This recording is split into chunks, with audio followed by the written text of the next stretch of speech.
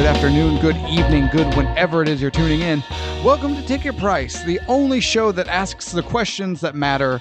Are these movies worth the ticket price? Are they worth your time and money? With you as always, I am Jake, co-host of the show. With me as always, co-host extraordinaire sitting across the way, and the only man who also sees the world in heat vision. Tevis at Master Control. Tevis, how are you, sir? It's hot. It's always so goddamn hot around here. Your vision is just ablaze. It's all I see is fucking red and yellow. It's terrible. Occasional blue. Occasional blue. Not much. Oh, well, if you didn't catch last week's show, what the hell is the matter with you? Go back and listen to it right now, or you're grounded. I don't want to hear any lip. For this week, though, episode 52, we are looking at Predator, the original Predator, 1987. Oh, yeah. Oh, yeah, boys. I'm getting more muscly just talking about this movie. This movie was so manly. Jesus. I grew chest hair. I did, too. More. I look like fucking Chewbacca right now. Well, more than normal. More than normal. Do you have anything you want to add before we dive into the tail of the tape? No, let's jump on in. All right. Predator, 1987, written by Jim and John Thomas, directed by John McTiernan, starring Arnold Schwarzenegger and our man, Carl Weathers. Hell yeah. Carl motherfucking Weathers. Budget, made with an estimated $15 million. Now, keep in mind, last week we did True Lies. No, True Romance. Yes. True Romance, yes. Did $13 million, more or less made $13 million. It more or less cost $13 million and more or less made $13 Maybe million. a nickel shy. But it wasn't much, yeah. No. So for just $2 million more 6 years prior, what do you think this movie grossed? 15. It cost about 15, so obviously it made about 15 million, right? 200? No, actually, that's way too high. Oh, okay. 98.2 million. Oh, okay. Yeah, I mean, this was 87, I guess. Yeah, 87. So not an R-rated movie. But again, still think of it. So it didn't even crack 100 million. That's true. But 15, 30, 45, 60, 75, 90, it made a little over 6 times its money back. Yeah. And spawned a whole franchise. Can we not talk about that? Well, they're in the hat, so we're going to one time. No. Oh, yeah. No. As soon as The Predator came out last week, I put Predator 2 in. I Kobe'd that shit. Damn it, Sarah. Nope, that's damn it, Tevis. Damn it, Sarah. That was all me. At least take Predator 2 out, put Prey in. That's later down the road. Slap you. Slap the shit out of your face. All right. 3 award wins with an additional 6 nominations, including 1 Oscar nomination for Best Effects Visual Effects. I understand that one. Oh, yeah. So, history time. Do you want me to start or you want to start? Go ahead. I could not tell you the first time I watched Predator. I know I was with my dad. I know I was probably too young to be watching it. But I thought the Predator, as a movie monster, as a creature, was the coolest thing I had ever seen. And in the great debate, now they're Alien and Predator more or less one thing anymore, but like at the time, the great debate was Predator or Alien. To me, Predator as a monster beats Alien. Predator as a movie beat Alien, which I had seen Alien by that time too. Okay. I could not get it. Predator was awesome. The look, the armor, when he takes the helmet off and he's got like the arachnid mouth and the dreadlocks and like the shoulder cannon and the spike gauntlet. The Predator was cool, man. So I was in hard pretty much right out of the gate. And I remember then we watched Predator 2 and just, oh yeah, then, the Alien versus Predators came out. He and I watched those. My wife and I watched Prey. I've been a Predator fan for a long time. I've not been a fan of all of the movies Predators have been in, like The Predator or Predators or Predator 2. I would rather watch Predators than The Predator. I would rather watch True Romance than The Predator again. And I think I might have saw that in theaters. So I've loved this movie for a long time. I've loved this monster for a long time. So inherently, I was nervous when we pulled it out of the hat. Because movies I've loved for a long time have been ruined before. So going into it, trying to, again, fresh eyes, don't let nostalgia cloud, try to be fair about it. So I worked very hard to be even keeled for this. So unlike you, I know exactly when I watched this movie for the first time. It was 1987. I was 10 years old. My parents and I went to the movie theater to watch this. Yes. At the time, I was a huge wrestling fan.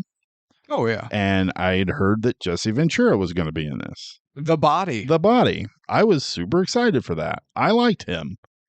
I'd also watched a few Arnold movies prior to that, Conan the Barbarian, Commando, The Terminator. Oh, yeah. So I was a big Arnold fan too. But I think I liked Jesse the Body a little more than Arnold. Because I know he was the main reason I wanted to go. Because my love for wrestling was huge back then. We all were. Yeah. Yeah. That late 80s into the 90s. The early 90s, it dies off a little, but mid to late 90s, it comes back hard. Yeah, and I remember watching Rocky 3 and seeing Hulk Hogan in that. I was like, oh my God, it's Hulk Hogan. That's so cool. Yeah. So we went to the movie theater. I remember moments of my reaction, my feeling that happened on screen. I was like, holy shit. When what happens to his character? Oh, the first time the Predator takes off his mask. Oh my God. And the ending, I remember my dad, we were driving home and he's like, that is so stupid. Oh. And I'm like, what are you talking about? He's like, only Arnold Schwarzenegger could survive a nuclear bomb. And I'm like, shut up, Dad. I mean, he's not wrong. No, he's not wrong. But no, from the moment I walked out of the movie theater, I have loved this movie. And I think we watched it like opening weekend. So yeah, it was fantastic back then. I hope it is now. But I like you too. I have loved the Predator through all of his incarnations of films except for the Alien versus Predator movie. And the Predator, that one was a hunk of shit. That one, Alien versus Predator, has moments. The first one does. Yeah. The sequel, Requiem, Rectum, whatever. Alien versus Rectum. That would have been a better movie. I think I downloaded the wrong movie. Why does this one have Ron Jeremy in it? Gross. What is he doing? Why is he the Predator? Oh my. But no, I like Predator 2. I've liked the Predators movie. I was excited when I heard Shane Black was going to write another one with The Predators, and then I watched it, and that is the only one of every single Predator movie that I've never actually watched all the way through. I stopped it, and I never went back to it. So, hey, bonus episode, you have our thoughts on The Predator. All right, no fat on this episode. No fat. Lean, mean fight machines in this movie and this episode. No fat on this episode. Oh, no, this is too muscular of an episode. Oh. And body butter everywhere. What? Body butter. Body butter? That's the stuff they put on to make them all shiny, and No, that was just baby oil. that's Crisco or semen or one or the other. I don't know. It's not semen. Nope. It wasn't just a bunch of guys jerking off and rubbing it on each other. That didn't happen. We don't know. We weren't there. No, well, I wasn't there, but I know that's not what happened. They didn't say that in the back behind the scenes. Sonny Landham back there. Sonny Landham would have been able to just wipe semen on every one of them, and nobody would have said a fucking word. No, because if anyone had, he would have got mad, and then the bodyguard would have had to shoot him in the back of the head like John Wick. Is this fat? No. It's about Sonny Landham. Nothing about Sonny Landham is fat. That's right. This is all lean, mean episode producing machine. Yes. Let's get into it. I have a problem. I don't. I know what you're going to say. Spaceship scene. No. We don't need it. You know what? When we did the thing, and we watched that fly in, and I thought, oh my gosh, we even talked about it a little bit. Yeah. It's kind of similar to the Predator. Yes. And I was like, we agreed in the thing, do away with it. In the thing, do away with it. This one, it didn't bother me as much. Oh, it doesn't bother me as much as the thing, but I don't feel like we need it. I think we do. Just because it shows it the ship flies by. The ship doesn't crash land. Right. No, it's a drop pod. Yeah. Yeah. So it gives us that thought of like, why did they just drop him off? Right. Okay. It's not like it crashed and it's trapped here. It's like they're up to something. Mm-hmm. What the hell are they doing? Sure. And I honestly, when I first saw the ship flying by, and I thought, oh man, I do remember this. I don't think we need it. And then you see the drop pod and it flies off. I was like, okay, that's a lot more thought provoking right now. You know what? Okay. I'm officially on the fence. You've made a lot of good points that I can get behind. I could probably be ultimately sold on this, but for the sake of no fat, we'll move on. We'll put a pin in it towards the end. I don't think we need a pin. I want to see if I can get you on the other side of the fence. We don't need to talk about it anymore. I'm gonna Spartan kick you onto the other side of the fence. No, you would be Spartan kicking me into some sort of Mexican village water supply. Our people have grown very sick, and they died. I don't think they have people to dig dead bodies out of wells. You don't know that. No, that's true. They probably actually do. All right. Cut to Carl Weathers looking like a badass, waiting for a helicopter full of badasses. A badass looking for a chopper full of badasses. That's badass. That's badass. Man, how good does Carl Weathers look? Holy shit. He looks... this is obviously after the Rockies. Correct. He's bigger in this, is he not? I think he is. Like in the Rocky movies, he was big. He was athletic. But it was a leaner, more athletic build. This was bulk. Yeah. This was like weightlifter bulk. This is all I'm doing is eating protein powder and lifting. It's almost more of a powerlifting physique. Absolutely. But then again, when you look at who he's next to. Oh, yeah. He probably got cast in this. He's like, I got to stand next to that motherfucker. Which one? Exactly. Just take your pick. Except for fucking Hawkins. Fuck that guy. Or Poncho. I like Poncho. Poncho's super cool. But we're talking like mass. We're talking big, meaty boys. I get that. Hawkins and Poncho.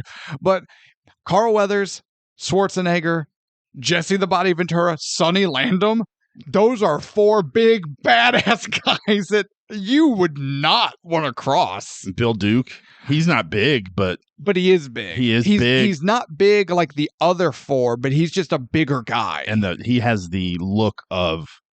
He's got that mad dog look. He does. Don't fuck with me. Yeah. I'll cut your nuts off and... Feed them to you. Yeah. Yeah. So, Chopper shows up. We see the team get off. And this was actually really cool. I'm not a big Arnold guy, but I love him in this. And we see him in his regular attire. Like, if you notice, all the guys getting out of the chopper, they're in their regular civilian gear, but it's nice. They're all dressed well.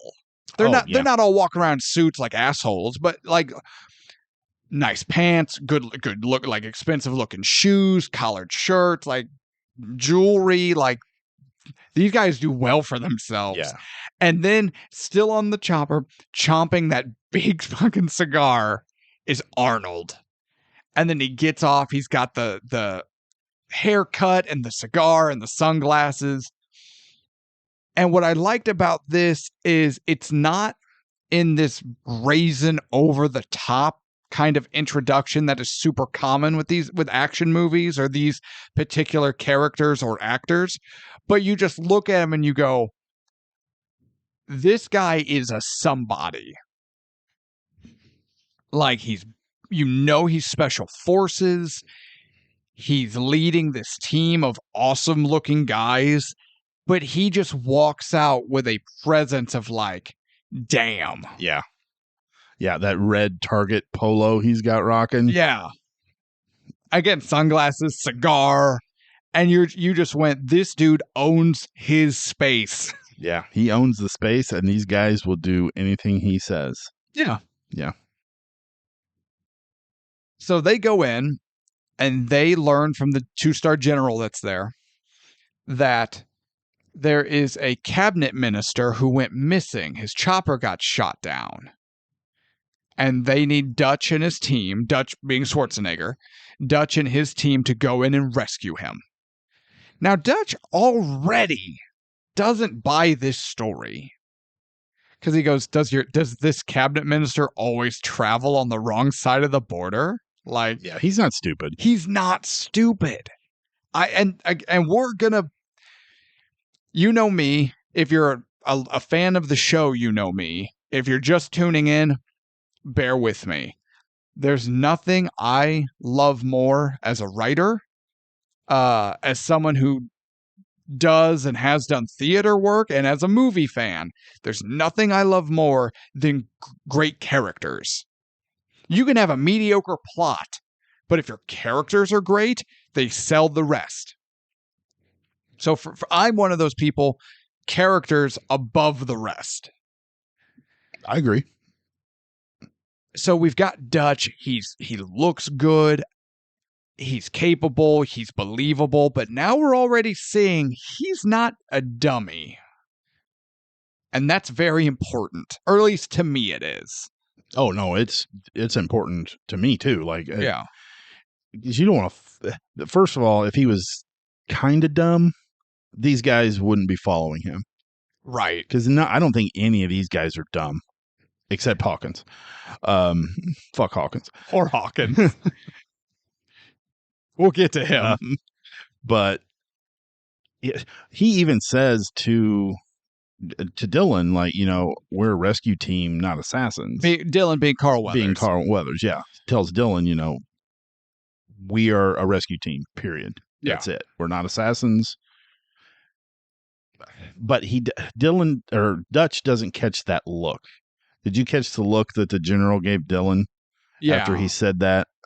The general like shoots him a look like, is he going to catch on to what we're doing? Dutch is not, and even if he doesn't, Dutch is not going to be happy. Mm-mm. Yeah. Like, the general knows and sends a knowing look to Dylan that even if everything goes off 100% right and the mission goes better than they could hope for, Dutch is going to be pissed. Yes, he is. But when he's like, you know, why call us? Why not send in, you know, whoever? And then from the background, because some dumb bastard said you are the best. Turns around, Dylan, you son of a bitch. Hand clasp. This is, without a doubt, bar none, the greatest handshake in cinema history. Drop cinema.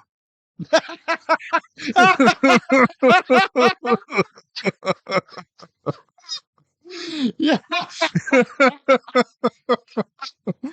You know what? When you're right, you're right. And you are, for once in your life, correct. The greatest handshake since in the dawn of man. Yes. Dylan, you son of a bitch. My wife watches and goes, "This is so dumb." And I said, "Dumb? What do you?" She's like, "They're just two meatheads, like arm wrestling in the air. Like, what are they doing? You just see their biceps in the shot. This is dumb." I said, "No, this is awesome." She goes, "Ugh, this must be a guy thing. Blech, guys, Blech, men." You know, they do this all the time in Hollywood where they remake a movie, and now it's been where they put in all females. Yeah, I want to see a all female Predator. just a bunch of muscle mommies. Just hot, badass muscle Yes, mommies. But then you have, because apparently she has to be in every one of these. Melissa McCarthy is in there. She's Blaine. Hawkins. Hawkins. Yes, she's Hawkins. and that specific casting will be made relevant later. But I want to see. First in, first out, baby. Get her out of here. I want to see Angelina Jolie as Dylan. And Wait, why Angelina Jolie? I don't know. And Sandra Bullock as Dutch. And I want to see them two just clasp Could hands. you at least pick modern actresses? Nah. No, okay. The General, Carrie Ann Moss. Right? Right. Dutch, Charlize Theron. Okay, I can get behind that one. Dylan, I'm trying to think of like modern. I'm gonna have to table this. This might be a bonus episode where we recast all male casts with all female casts. I'd be down for that. Rhea Ripley. There's a muscle mommy. Now, no, greatest handshake ever. My wife is wrong. And anyone watching this who's like, why is that? You're wrong. You know, I don't like bad-mouthing other people's wives. But she is wrong on that. She is wrong. She is wrong on that. We're never going to get dinner again. Great cook. Awesome. Takes care of us. We love it. Podcast Amazing mom. food. Terrible opinion on this handshake. And she's not going to cook for us anymore. So, I mean, again, longtime listeners of the show probably know this. We've talked about it. My wife, on nights when we record, will cook a large dinner so she can feed our household, but then also give ample, well, not leftover, but an ample amount for me to bring over to Tevis's. And then Tevis and I eat dinner before we record, and it's whatever delicious meal my wife makes. We're not going to get those anymore. I think we're cut off. I think so too. But you know what? Just because of it's this handshake, it was worth it. And you know what? If it's an all-female cast, I don't change the line. You son of a bitch. Actually, coming from like a strong woman to another strong woman, that makes the line better, doesn't it? So if that's the case, we don't rewrite that. Do we have to rewrite the jokes Hawkins tells? No. Okay. Actually, so my boyfriend was talking to me the other day, and he said, "Sheesh, you got a big pussy. Sheesh, you got a big pussy." I said, "Why did you say it twice?" He said, "I didn't." I think you swap it so it's like she's telling the joke about herself. Yeah. Is this fat? No. All right. No. Lean, no fat. Lean and mean, baby. Lean and mean. Now, handshake. They've agreed. It's on. They are going to rescue the cabinet minister, and Dylan is going with them. Dylan is a colleague of Dutch's who branched off and joined the CIA.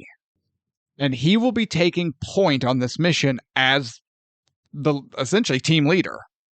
Correct. Like, Dutch is still issuing all commands as far as tactics in the field, but the overall command of the operation on field is Dylan. Right.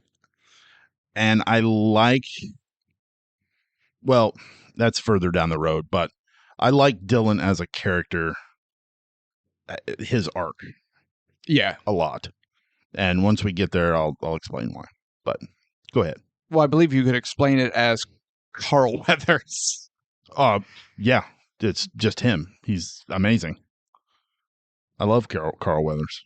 And Carol Weathers. And Carol Weathers, his wife. You I know don't what? We've talked about this before, but I'm going to talk about it again, damn it.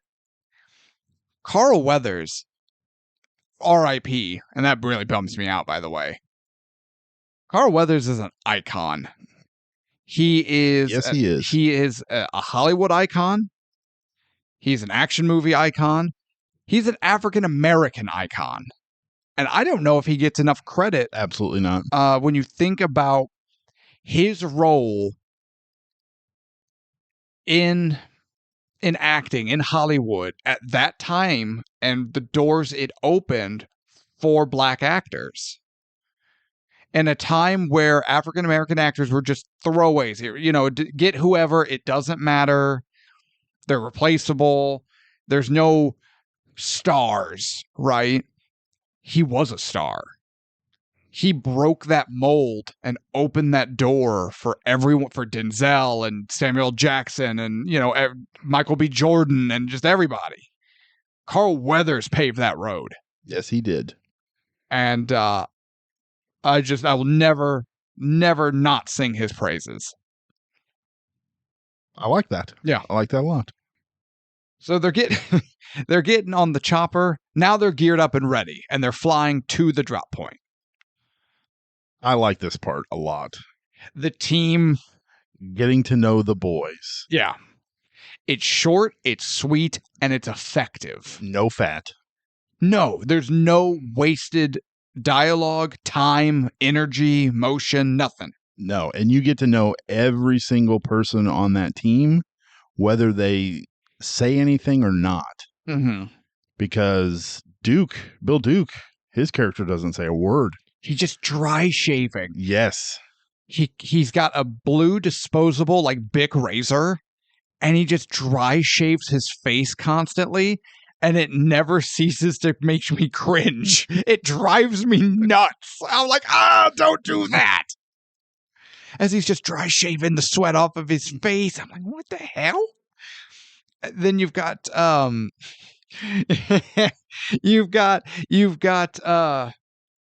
Blaine. Jesse, Blaine, right? Yeah, Blaine. He's got that huge bag of chew and we've talked about this before, and I'm going to talk about it again. He takes a huge dip. Like, it's a monster. And you see him do it. And then he's passing around. Everyone's like, absolutely not. Get right? that shit out of my face. Let's face it. Jesse Ventura probably actually chewed. Oh, yeah. Like, in real life. Like, this was not his first dip. This wasn't the Tombstone. That's exactly where I was going. We've seen people fake it, and it doesn't look right. It doesn't work. Jesse Ventura just takes a huge dip, and then it's actually in his lip. And then when he spits it on Dylan's shoes, it's dark, so it's not I can't say look at how dark that spit is because it's deceptive, but you can still tell that that's real. Not the tap water clear, Dasani spit that Bill Paxton has in Tombstone. Like, that's not legitimate. Like, and you can tell. Certain things you can fake and certain things you can't. Yeah, it drives me nuts when they try to fake drinking cups of coffee on sets, on TV shows or whatever. And I'm like, nobody drinks a cup of coffee that way. Like, you don't just take it and go, like super quick or no. If it's actually like the hot temperature of a fresh cup of coffee, you're sipping it. Exactly. But these motherfuckers will dip it up until the top of the cup lid touches their nose. Like they're drinking chocolate milk. Like, no, chill out. But just this little bit of a scene with Blaine tells you everything you need to know about him, from the spit from on Dylan's shoes to the how he talks to the rest of the guys. This stuff will make you a goddamn sexual tyrannosaur. Just like me.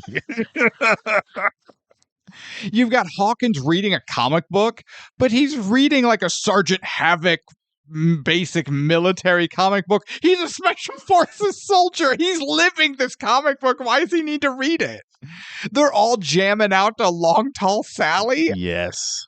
Like, they're rocking out, legitimately rocking out as they're getting ready. Like, it's awesome. It is awesome. But Pilot hits the light gives the cue that they're nearing the drop zone. We see Dutch hit the light from like yellow to red or whatever, so it's harder to detect. He gives the hand motion. The laughing stops. Everything. The music is turned off. The jovial is gone. It's work time. It's work Although time. when they're joking around, Hawkins does give the So the other day, I asked my girlfriend for a little pussy, and she said, "Yeah, I'd like one too. Mine's as big as a hat." Get it, Billy? Because hers is as big as a hat. And then he just goes back to reading his paper as Billy just ignores him. Hawkins. What was his role on the team? Comic relief. He's the one they made fun of. Oh yeah, I'm sure he's the one. He was the bitch to go get the coffee. Coffee bitch. Yep. Yeah. That they sipped.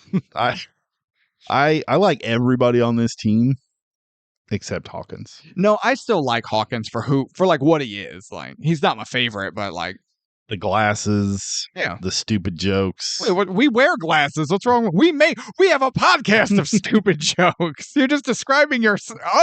Yeah, but it's the type of glasses that he has. I'm like, Sure. You're in the jungle. Like, can't they give you like special military glasses? Did those exist? I'm sure they had something back then that would not just fall off your face when you sneezed. Like, these things were so fucking big. Like, they look like if a librarian. They were the So they're not sunglasses. They're not tinted, but they're regular eyeglasses in the aviator style. Yeah, giant aviator glasses. Yeah, they're large aviators in style, but they're eyeglasses. Yeah. Just, I don't know. That didn't work for me at all. Sure. Even when I first watched it, I was like, he kind of looks like a dork as I adjusted my aviator glasses. Father, can I have more popcorn? This guy's a dork. No, but he's the team dork. Yeah, I get that. Every team has a dork. Every group of friends has a dork. If you can't identify the dork, you are the dork. You are the dork. Tevis. Fuck. As big as a hat. Get it? Get it? No, let me explain it more. You're not laughing, so you don't understand the joke. You see. So they're at the drop site. They go down, and they begin stalking through the jungle. And I think that's the accurate way to put it. I agree. Yeah. Then they find the cabinet minister's chopper. It's down, and as they're checking it out, they see that the helicopter had been brought down by heat-seeking missiles. And that's when Dutch goes to Dylan and says, "Heat seekers? That's pretty advanced for the half-assed mountain boy guerrilla soldiers. You told us we're out here." And Dylan just brushes it off. He's like, they're getting better equipped every day. Dylan knows Dutch knows this is shit. Yeah. He knows the whole story is shit. Yeah, he knows it before he goes into that camp. Yeah. He knew it when they were talking about it back at base. But we see the team's skills, like Poncho is not tracking, but he's like looking at the helicopter and he's like, okay, it was shot down, here with heat seekers. Then the guerrillas moved in and put 2 in the pilot, and we see that's when we see Sonny's character. Billy. We see Billy. Don't say it like that. Okay. Like, Billy is a grade A tracker, but we're seeing he's like, they went this way. Like, and so they follow. But Billy starts noticing things that don't make sense. He says, well, there's a path this way. I count about a half dozen guerrillas with our captives, but there's a second group that came after them of about 6 guys wearing U.S. military-issued army boots. And Dutch just looks at Dylan. He's like, Dylan's like, news to me. No one else is operating in this area. like Dutch knows. And it just, the whole time you're just going, and then you as the audience, you're just going, what are we walking into? Yeah. Because, and I kind of like this. So again, all stories are told through some character's perspective, either first or third, direct or indirectly. And we as the audience are being led along through, I believe, to be Dutch's perspective. Sure. Yeah. We know, like he knows, this story is crap. And more pieces come into this puzzle that make the picture more obscured instead of coming together. But we don't know why. So like Dutch, we know something is up. We just don't have all the pieces as to what is up. I always liked this movie because of we're not following a group of soldiers going into the jungle to hunt this creature. It's they're just out there on a mission, trying to figure out all this shit that the big wig from the CIA is feeding them, and then they kind of stumble upon the creature. They don't even stumble upon it. It falls on them. Yeah, exactly. But they're not knowingly going after it. Right. It's they went in to fulfill a job, and this thing found them. Yeah. Yeah. I always like that about this. And that's also part of what makes the Predator as a creature so cool. Oh, I agree. Definitely. It is hunting them. And we're going to put a pin in that real quick.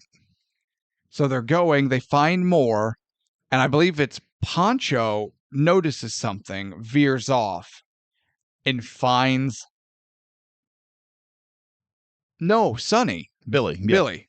Billy is following tracks, notices something weird, follows the tracks, and finds the men who used to be wearing combat boots. Yeah, the skinned bodies. Hanging upside down by their ankles, skinned. Billy almost gets sick. Wouldn't you? Yeah, but me, yes, because I'm a big fat pussy, and I had a hangnail yesterday, and it bled a little bit, and I had the exact same reaction that Billy had. But Billy has seen some shit. Yeah. And he's not seen anything like this. No, but none of them had, because they're all looking at it going, Jesus. But I don't, and honestly, so there's the shock factor of what they're seeing, a bunch of skinned bodies hanging upside down. But I also think, because they've seen similar troubling imagery, right? But I think that it's also dawning on them, because some of them even ask, I think it's Hawkins, why'd they skin them? And no one has an answer. They are now trying to piece together what would drive a person to just do this. And no one has an answer for that. So I always looked at it as, especially if Billy wasn't expecting it. And then boom, there it is. And you're just going, oh, Jesus Christ. And you can only imagine the smell that was probably hitting him at the same time. But then everyone's taking in the sight, and that's bad enough. But then they all start because they're smart, they're capable, they're believable. They're asking the big question. Why? Why not just kill them and take their gear and move on with your day? Who took the time to kill these guys, strip off all their clothes and gear, and then skin them and hang them upside down? This took time. And Jesus. Right? Yeah. And I think that, but again, they're wondering that as we, the audience, are wondering that. And now we're all just going, what the hell is going on? Yeah. And I love that about this. I love that. 100%. They continue walking, and we get our first glimpse through first-person perspective of the heat vision. I always thought the heat vision was so cool. Yeah. And you know what? Nothing's ever I'm sure, I say nothing. I'm sure some garbage movie that went straight to VHS or straight to... Nothing that you've ever seen. Nothing I've ever seen has mimicked or tried to replicate this. Like, it's such a... No, this is a Predator thing. Yeah, I think if any movie even tried to come up with something remotely similar, it would just be torn apart. Like, Yeah. no, you're just copying Predator. Shut up. Yeah. But now we also know, though. So we saw the alien come down, like the ship. We know something's here. Now that we've got the skin bodies and there's questions, and you still don't know what we know it's alien, but that could be literally anything. Absolutely. But now we know there's something that sees with the heat infrared spectrum following them, and it's been following them. I love that. Because now we know as the audience, going forward, whatever happens, happens, and we'll talk about it. But just know that as everything happens, there's an audience. There's an audience of one patiently watching. And it's been following them for quite some time. I think since they landed. I bet it watched them drop from the helicopter. Probably. But it has never made a move on them. Mm-mm. And there's a reason for that, which we'll get into when it makes its first move. It's patiently watching, and it's following. God, it's so good. Now, they come across a camp. They stake it out, and they realize that these are the guerrilla soldiers they're looking for. And Dutch sees them interrogating a U.S. soldier or personnel of some description, and they execute him. Dutch goes back to the team, and they're like, they just killed one of the hostages. We move. He gives the order, and everyone fans out. It's on. It's payback time. Old Painless. Open up Old Painless. We'll get to Old Painless because I do want to talk about that. I do too. I have a nitpick. Okay. But go ahead. So Billy and Mac Yes, I believe so. are sent one way to take out a guard. Or no, they take out the guard tower. Guard tower, yep. And then Hawkins and Poncho go the other way. The team fans out, and they're doing a semicircle around the camp, but it's knives out.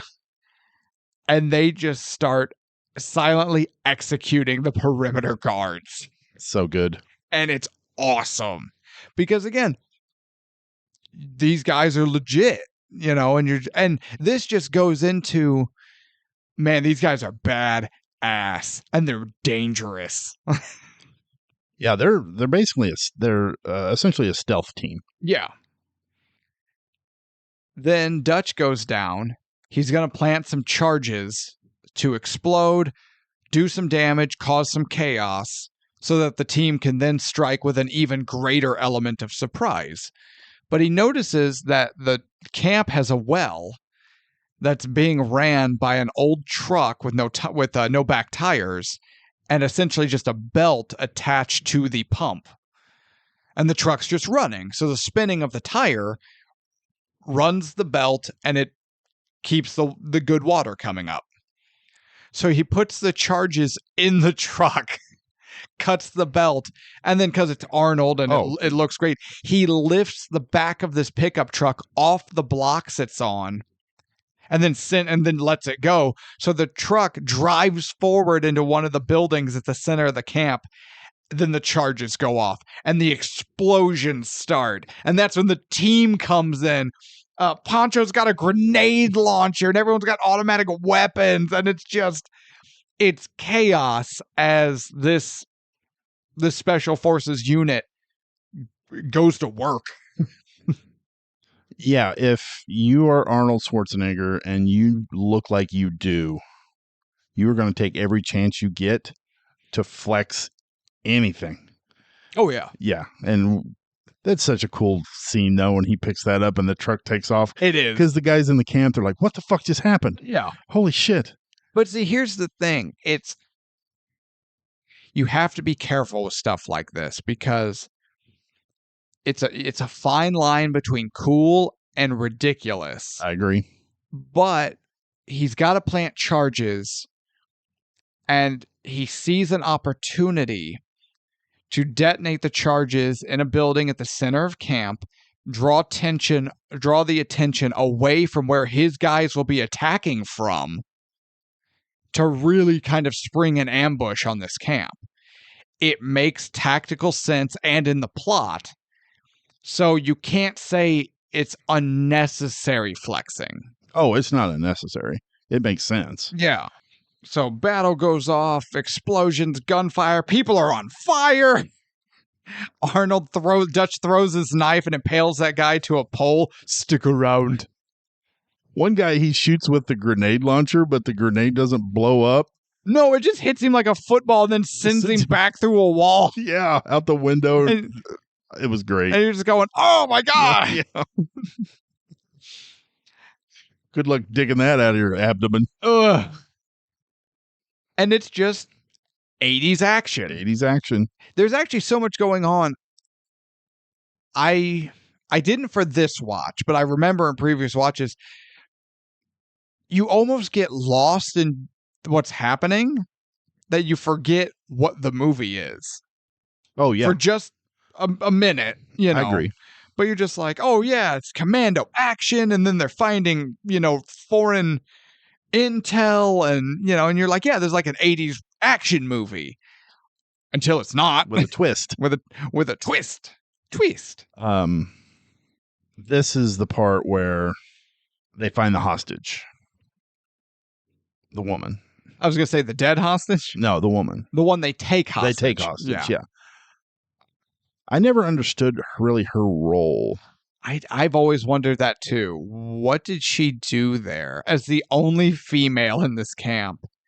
Why was she there? What was her purpose? Was she a spy? Why did they take her? Well, Dylan wanted her because she knew of their activity. He believed that she knew a lot of intel that they could extract from her. Air quote, extract. Yeah. Air quote, waterboard. I don't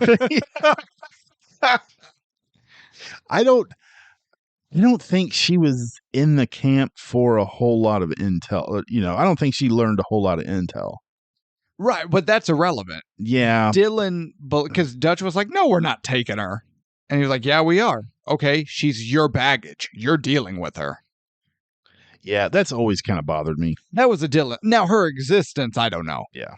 But no, her coming along is a Dylan thing.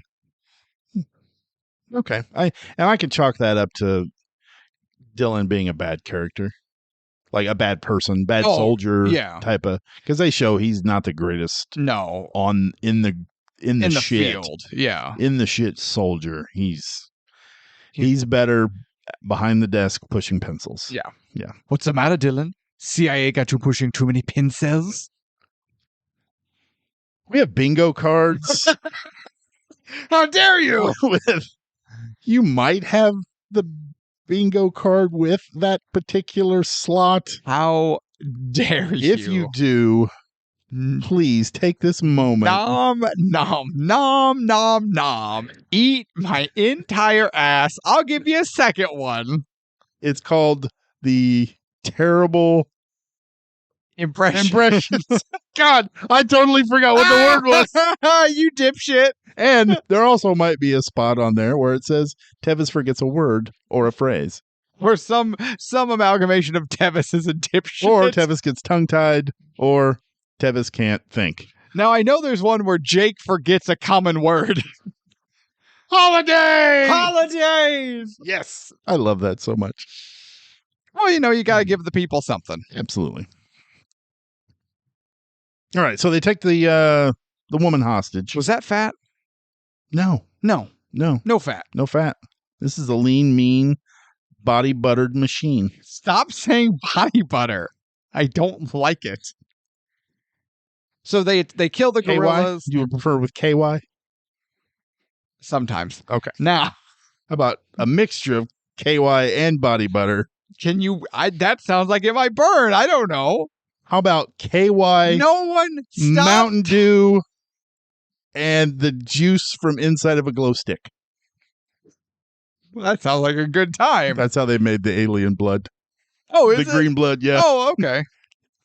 You See? mean the predator blood? The predator blood. Not the alien blood. The predator blood, he's actually an alien, but he's called the predator.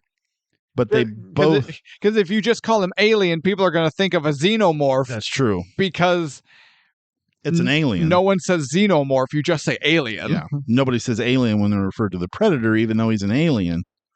He's the predator.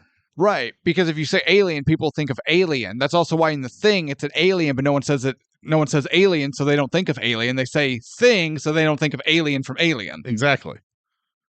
Why did Is that clear? Why did the alien and the predator both have the same color of blood? Were they related? I mean, maybe. Why do we have the same color blood as animals? I don't know. Well, maybe they came from the same planet. They could have similar physiology. I am not up to date on my Yautja versus xenomorph history. Okay. Yautja being the predator, the species name of the predator, which is really only a thing in the comic series. You do this to me all the time. Yes, go on. Nerd. It felt pretty good, actually. Right? Now you know why I do it. Hang on. Yautja. Nerd. I imagine when the spaceship dropped off the Yautja, yes, the sound of the engine was nerd. You know, if we ever design a comic book, we're just going to work the sound effect of nerd, like a spaceship taking off, and just nerd. Nerd. You will work it into everything. Hell yeah. It's how our guns sound when they shoot. Nerd, nerd, nerd, nerd, nerd, nerd. Nerd, nerd, nerd. I got him, nerd, nerd, nerd, nerd. Wait, is this fat? This is fat. Damn it. No fat. All right. No fat. This is a fat-free episode, like your A&W root beer. Fat-free, baby.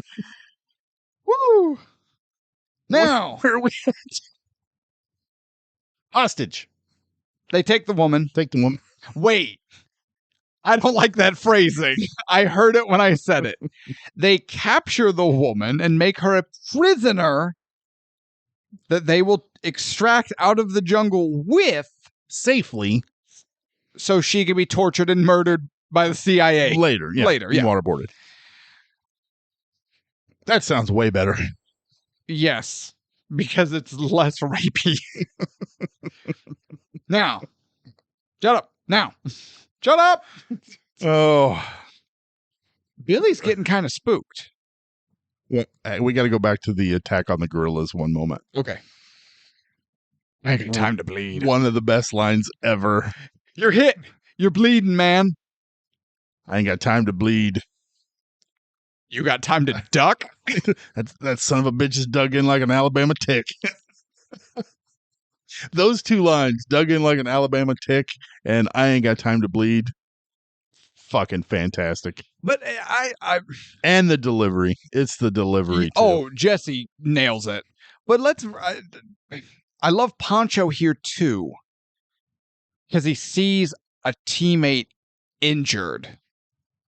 You're hit, you're bleeding, man. Like, he's letting him know, like, we gotta get you fixed up. I ain't got time to bleed. And he's like, all right, this macho Tyrannosaurus asshole, you got time to duck? Foop, foop, foop. Nerd, nerd, nerd, nerd. As the grenade launcher goes over the hill and just blows that guy to Kingdom Come, right? And rains down dirt and blood. Oh, yeah. But, eyeballs. But I really appreciate Pancho here, too, because there's a level of, like, this macho asshole. All right, time to be the smart ass. Like, absolutely. And that interaction, again, with those two, doesn't have to happen.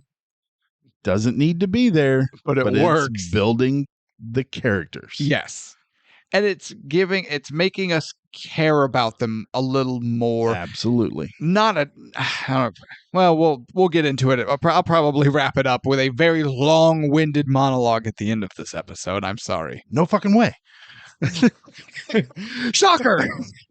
I thought I would spice it up and try something different. I'm going to get long-winded and get high on the smell of my own farts as I talk about my own opinion like it matters. I'm going to try something different and not fuck up a word. Too late. Too late. So all this is going on, but Billy starts to get spooked. Like, what's wrong? It's nothing major. He's not sure it's almost like he knows something's watching them, but he doesn't believe. It's like he's not trusting his own senses. He's like, there's just something, I'm just off today. Maybe I'm just having an off day kind of a thing, right? But he knows. And then cuts back to Heat Vision, watching them in the camp. Just watching. And like recording their Yes. conversation. Learning, adapting. Oh, yeah. mimicking. This thing is smart. Also, so it picks up, after they leave, it's like, oh, what's over here? And it picks up a dead scorpion. So it's watched them kill, and they kill animals, they kill people, capable, not capable, whatever. But we get that pretty great shot of the dead, cold scorpion outline in his hand, in this alien predator hand. First time you actually see the predator in any way. Yes. But the whole time he's mimicking Mac. Anytime. Because how did that scorpion die, Tevis? Mac. So, again, character building, relationship building. Dylan is giving orders to Anna, the woman they capture. Mac is like, Dylan, turn around. And then he looks up in the trees like he sees something. And Dylan turns around, and you see Mac draw his knife. Now, Dylan and Mac have already had a tense moment where Mac threatened to kill him. Oh, yeah, when they were going towards the You're gorilla ghosting camp. us, motherfucker. I don't care who you are in the real world. Out here, you give our position away one more time, kill you. Yeah. Leave you behind. Showing how terrible Dylan is in the field because he slips on that log. But he plants that knife, the tip of his knife, onto Dylan's shoulder. Dylan spins around with his gun. And Mac holds the knife up, and there was this scorpion on Dylan's back. And he was just, and that's when Dylan's like, thanks. Anytime. Yeah, and it plays that back a few times. That's creepy. Anytime. That is so the creepy. echo is creepy. And it just further sells. What the hell? Yeah. It just ramps up the tension and not paranoia, but the anxiety almost of what is happening? Yeah, what is this thing? Why is it doing what it's doing? Yeah. What does it want? So I think going back to the spaceship, if they would have shown the spaceship just crash landing, we would have kind of already got the idea that this thing is trying to either just survive because it's landed on a hostile planet, or it's trying to figure out a way to escape. And in that case, you could have just cut it out. Yeah. But with the ship dropping off this pod, you're like, wait a minute. The ship legitimately put this thing there. Yeah. For what reason? What are they trying to... Are they trying to find a new place to live, and that's a scout? Is this a testing ground for a young... Is it like an exile thing? Yeah, was he a this prisoner? Is like a prisoner or just some... Now, granted, we find out with his weaponry, probably not, but you don't know. You don't know. And I like that. Yeah, and it just furthers the story that you can put in your head other than just a crash-landed alien spacecraft. You know what? You're selling me more. This is Sparta. Over the fence. Who are we kicking into a well? I'm kicking you over the fence. Quit polluting the water. We have to drink that. Our children bathe in this. It's okay. A little corpse water is good for you. Rub it in your hair. Brush your teeth with it. So they're walking. They blow up the camp. They take Anna. Dylan's super excited because they found a bunch of documents. And that's when Dutch is like, oh yeah, look at this over here. And then grabs him by the collar and throws him up against the wall. He's like, this is bullshit. The story, the cabinet minister, everything. You fucking lied. And he's like, no, I used you. Because that's what you are, a tool to get a job done. What an asshole. Yeah. But Yeah. on the other hand, he's not wrong. That is But he's true, going too. about it like an asshole. Going about it all wrong. You're coming at me all wrong. Coming at my boy all wrong. Do it again. I'll stab you in the face with a soldering iron. I'm not gonna explain that. Okay. If you know, you know. You can also put another bad accent. If you know, you know. So now they're trying to escape. Anna gets away from Dylan. Hawkins catches up to her. He's like, please stop. There's a language barrier, but he's trying to get her to calm down. When all of a sudden you see something come from the bushes, from down the path, come out of the foliage. And that's the end of Hawkins, as we just see a bunch of blood splatter across Anna's face. Yeah, I have in my notes here. Hawkins dies. Oh, well. Heartless. So now everyone's like, oh shit, where's Hawkins? They're like, she knows, like who killed him. Find Hawkins, but she's not. She keeps saying something along the lines of the jungle came alive and took him. Correct. And they're like, that's bullshit. That's nonsense. She's messing with us. And then that's when Dutch is like, I want Hawkins' body found. I don't care. Spread out. Look, we're going to look. We'll kill whoever we need to kill, and we're bringing Hawkins home. And they spread out, and they start looking. They find something of Hawkins. They find remains. Yeah, and they're like, we don't know. He goes, Is did it you find Hawkins? Hawkins? He goes, I can't tell. I can't tell. Yeah, and then that's when he's like, I want his body. Let's find his body. Yeah. Spread out. We need to find it. And again, though, this is where Dutch is skeptical because he's intelligent. And he knows that he knows they don't have all the information, so he refuses. Like Dylan is so quick, this is a bullshit psych job, I think he says. There's just a few men out there fucking with us. Oh, yeah, he's quick to disregard what that Anna has to say. But Dutch is taking in all the information that's available.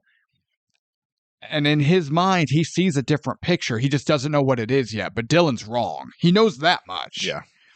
But he's like, if it was gorillas, why did they leave Hawkins' equipment? Why is Anna still here? How did she not escape? What you're saying doesn't work. So they go to look for Hawkins. But while looking... You're telling me the people who actually are in the field and do the work are brighter than the people behind the desk giving the orders.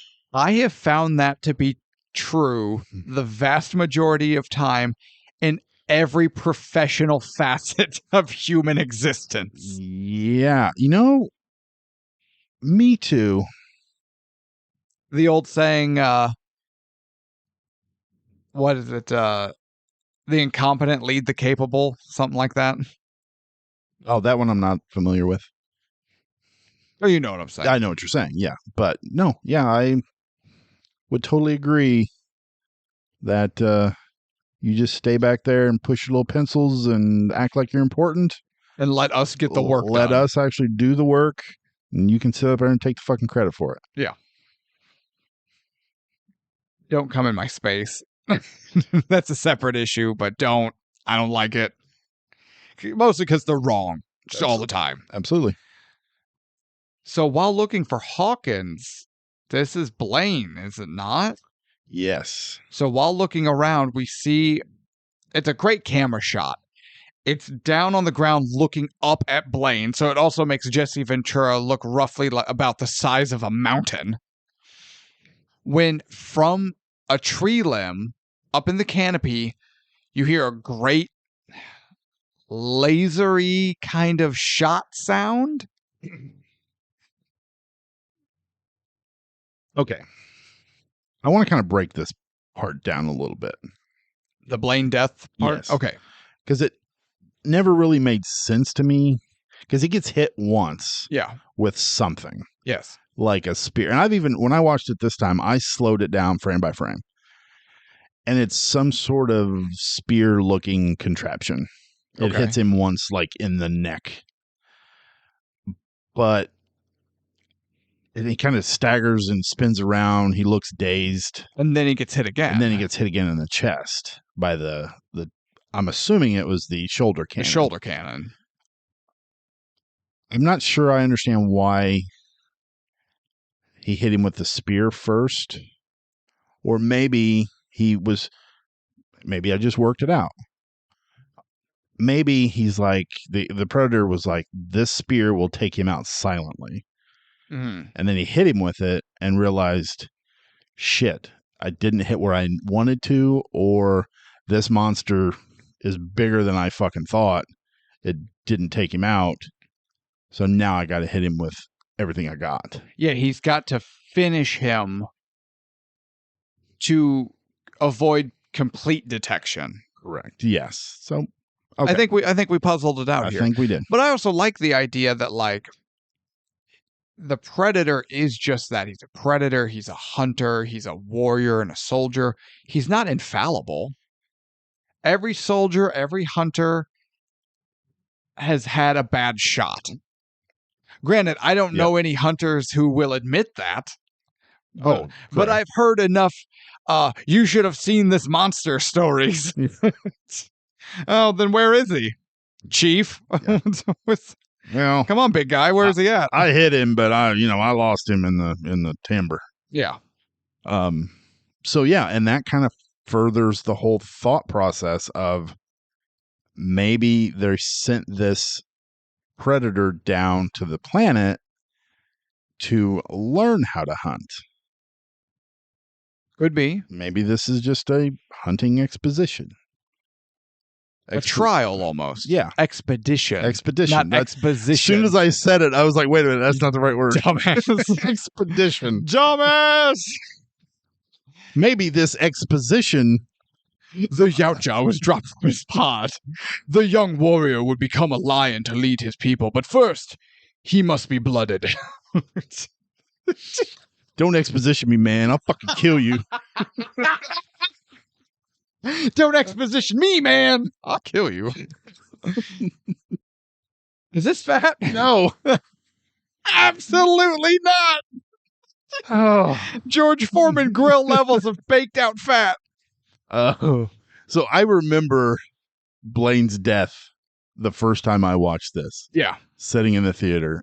And when it happened, I was kind of gut punched because I'm like, your boy. I'm like, this is the reason I came to this movie. Like, I wanted to see Jesse Ventura. Is it Ventura or Ventura? I always pronounced it Ventura. Me too. But I don't know. So either way. Just call him the body. The body. So every time I seen the body on screen, I was like, oh yeah, this is great. And then I seen him die. I'm like, no. Go home. Movie ruined. Like, I throw my popcorn in the air. I'm pissed off. But now they run over and they're just now Mac's first on the scene, right? Mac is first on the scene. His buddy is down. He hears, and I want to get into them a little bit later because you're probably familiar with the theory about them, but we'll get into it. His buddy's down. He's looking around frantically. What's going on? He sees the cloaked figure of something in the trees.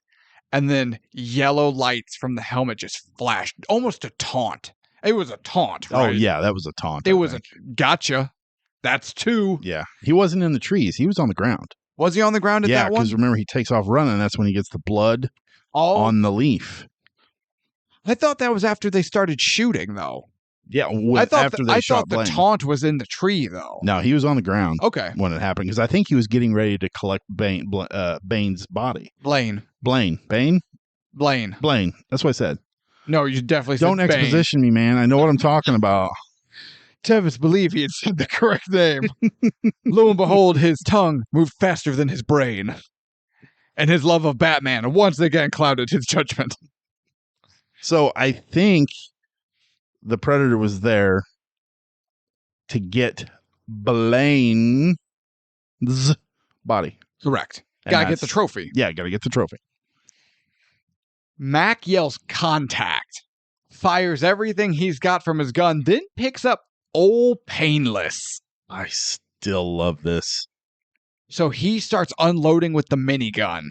Everyone runs over. They begin unloading in the general direction. Grenade launcher, assault weapons, the minigun. And they're putting so much firepower downrange, they're cutting trees down. This looked like the scene in Avatar when they are just destroying that whole forest with the big bulldozer machinery. thing. Just Mac is doing it with the minigun. It looks great. It looks great. As the they just sound of that gun. Oh, I can even in my so head good. I can hear it still. Even when the all the rounds are spent and he's still holding that trigger and it's just spinning and spinning and spinning. Yeah, it's such a good scene. The shot of it's far back, so everyone's on screen, but you're looking over their shoulder. You see everyone shooting, and you just see the forest drop Just in the layers background. and layers. Layers of foliage just hit the ground as they deforest the section of the jungle. Yeah. It looks fantastic. That's when the team go out to look. As Mac's got his finger on the trigger, he finally lets go, and he's like, Mac, what the hell? Sergeant. And he's like, I saw it. What did you see? I don't know, goddammit. Just, I saw it. And that's when the team comes back, and Poncho is like, we hit nothing. I love how this continues to just build the tension, not horror.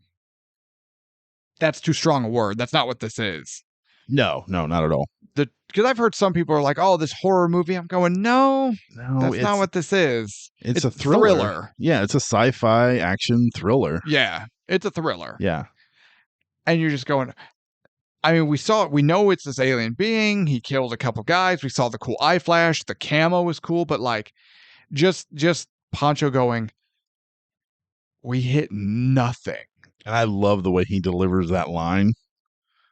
It's like he cannot believe we've unloaded all of this and not a damn thing. We aided global warming and we didn't kill what got Blaine. Yeah. Such a good moment. And now they're like, okay, wrap him his poncho. We'll take Blaine with us. And Mac's like, I'll do it. So they realize they can't get extracted, and the only way out is pain in the ass. And night's beginning to fall, so they set up camp. So why was it they couldn't get extracted there? So in the camp, they come across the guerrillas' radio and maps of the area, and they learn that there are a shitload of parties out there, guerrilla parties out. Guerrilla Party also sounds awesome, by the way. I don't know why. Hashtag band name Guerrilla Party. But they're like, we have to leave. All these soldiers are coming on us in like 30 minutes. We got to get got, right? So they take off in a hurry. So the chopper won't come pick them up because they're too deep in hostile territory. Also, foreign government territory. They are performing a military operation on foreign soil unbeknownst to that government. Okay, I can see the problem there. A bunch of hostiles who could shoot down another helicopter. So they're like, we can't. You have to cross the border. Okay, and since this is the last time we see it, I want to touch on Old Painless. Yes. This is a stealth unit. Yes. Why? Same reason Poncho has a grenade launcher. Yeah, but I think you're hung up on stealth unit. They did stealthy tactics. They're not a stealth unit. They're a special forces unit equipped to do whatever they need to do.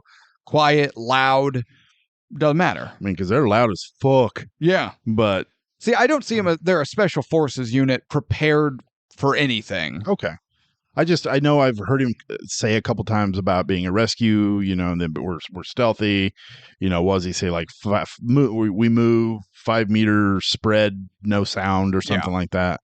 And I kept thinking, I'm like, well, then why the fuck are you bringing this 300-pound minigun that's you've taken off of the deck? Better to have it aircraft and not carrier need it than need it and not have it.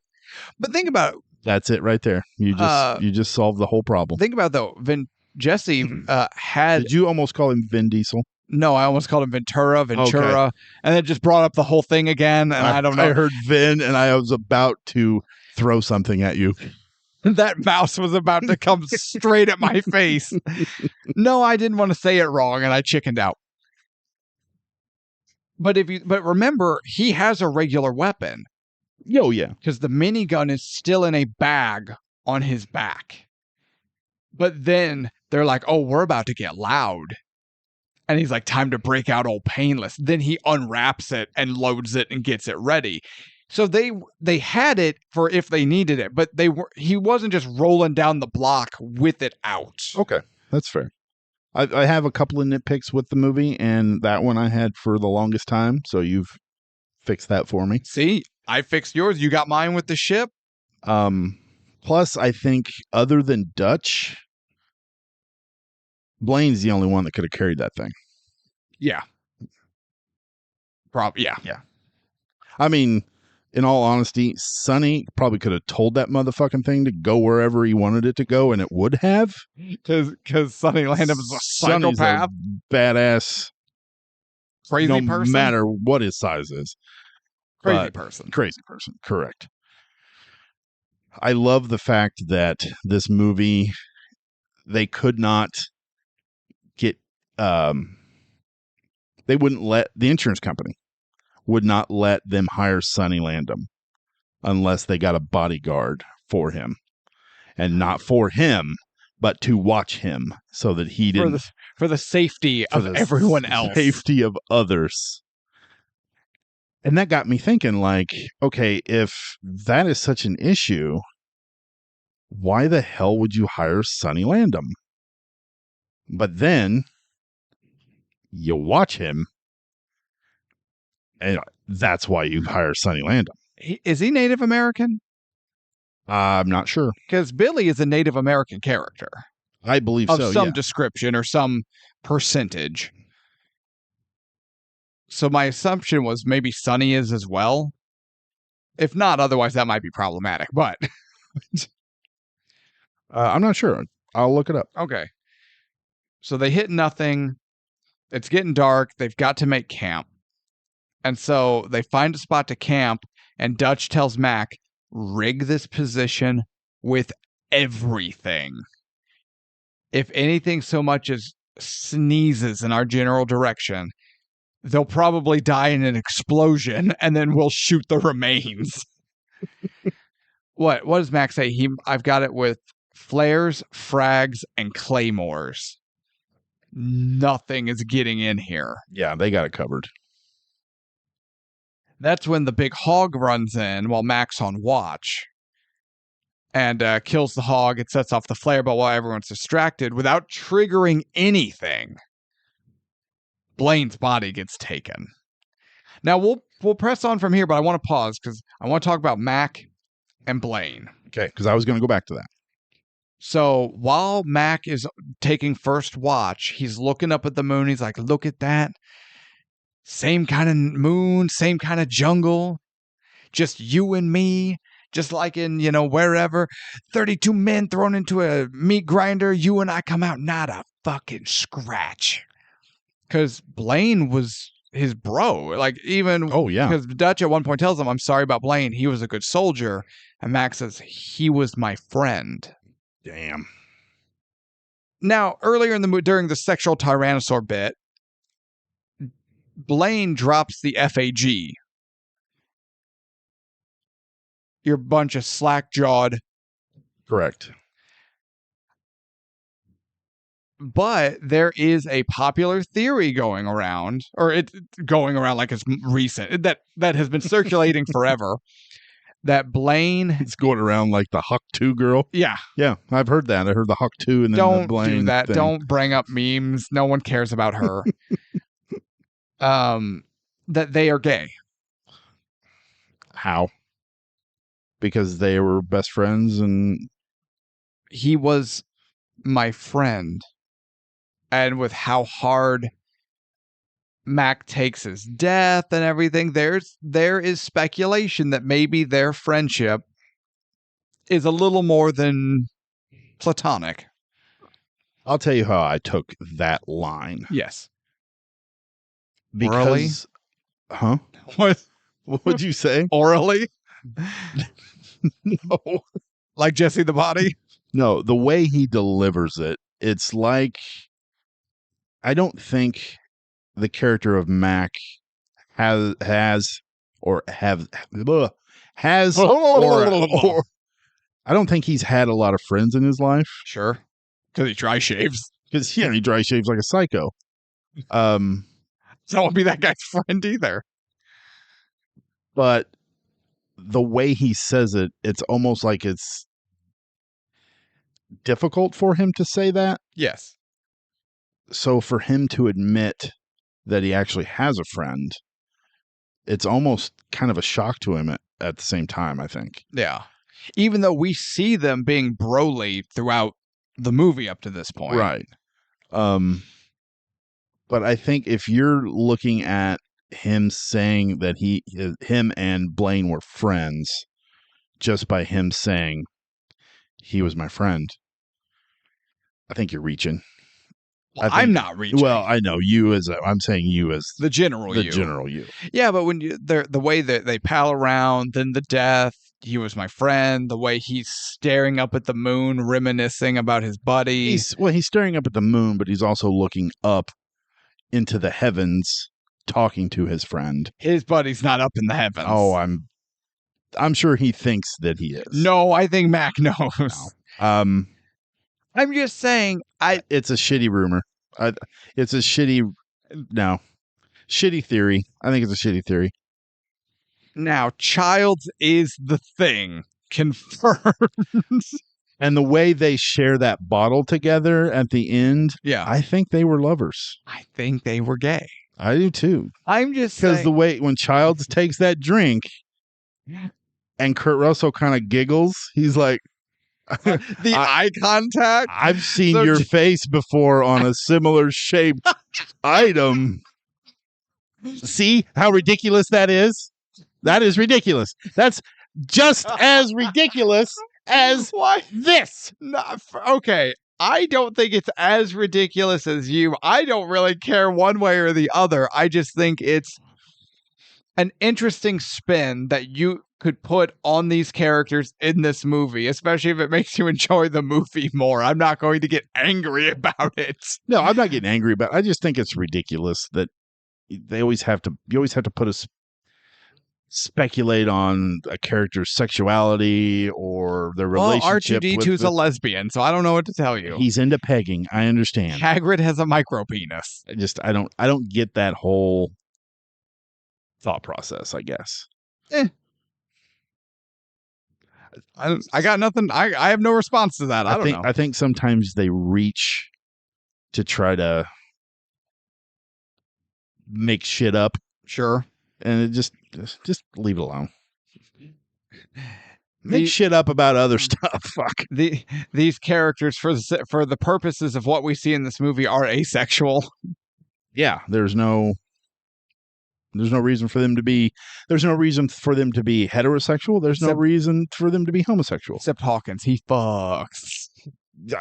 He with them jokes and his comic books. I'm surprised he wasn't reading a Hustler magazine. Honestly, I'm surprised they didn't catch him and Anna behind some bushes. That's what he was trying to do to her before the Predator got her. And the Predator's like, "Fuck! I've heard your stupid ass jokes. I know what you're about to do," and that's why he took him out. Just saved everyone from a third one. Get the fuck out of here, Four Eyes. Oh. All right. So But if it bleeds, we can kill it. And how good is Bill Duke I love in Bill this Duke. movie? Yeah, He is like he's acting. he's like the soul of this movie. He really is. Yeah, you're I not mean, wrong. he's legitimately the only one that I think goes through a range of emotion other than anger and manliness. Which he has those too. He does. He goes through all of it. Yeah. And it's kind of nice to see, even though some people take it as And then he loses his mind. And then legitimately, he kind of loses his mind. a tad bit, yeah, twice. I'm gonna have me some fun. I'm gonna have me some fun. I'm gonna have me some fun. I was getting ready to do the exact I'm gonna same have thing. me some fun. I just couldn't think of exactly what he said, Gotcha, bitch. so I was running it through my head. I'm gonna As have he's me some running fun. up the hill, He dying slips of in some leaves. He's It's hot. We're gonna have me some fun. Oh, there's something else. After it killed the big man, you must have hit it. Its blood was on the leaves. If it bleeds, we can kill it. Okay. Great line. Pause. Is that the best action movie line ever?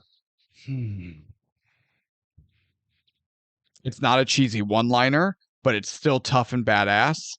It's encouraging, but it's slightly ominous at the same time.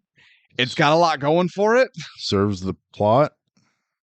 If it bleeds, we can kill. But you also, even saying it, you're just like, I feel manly saying shit like this.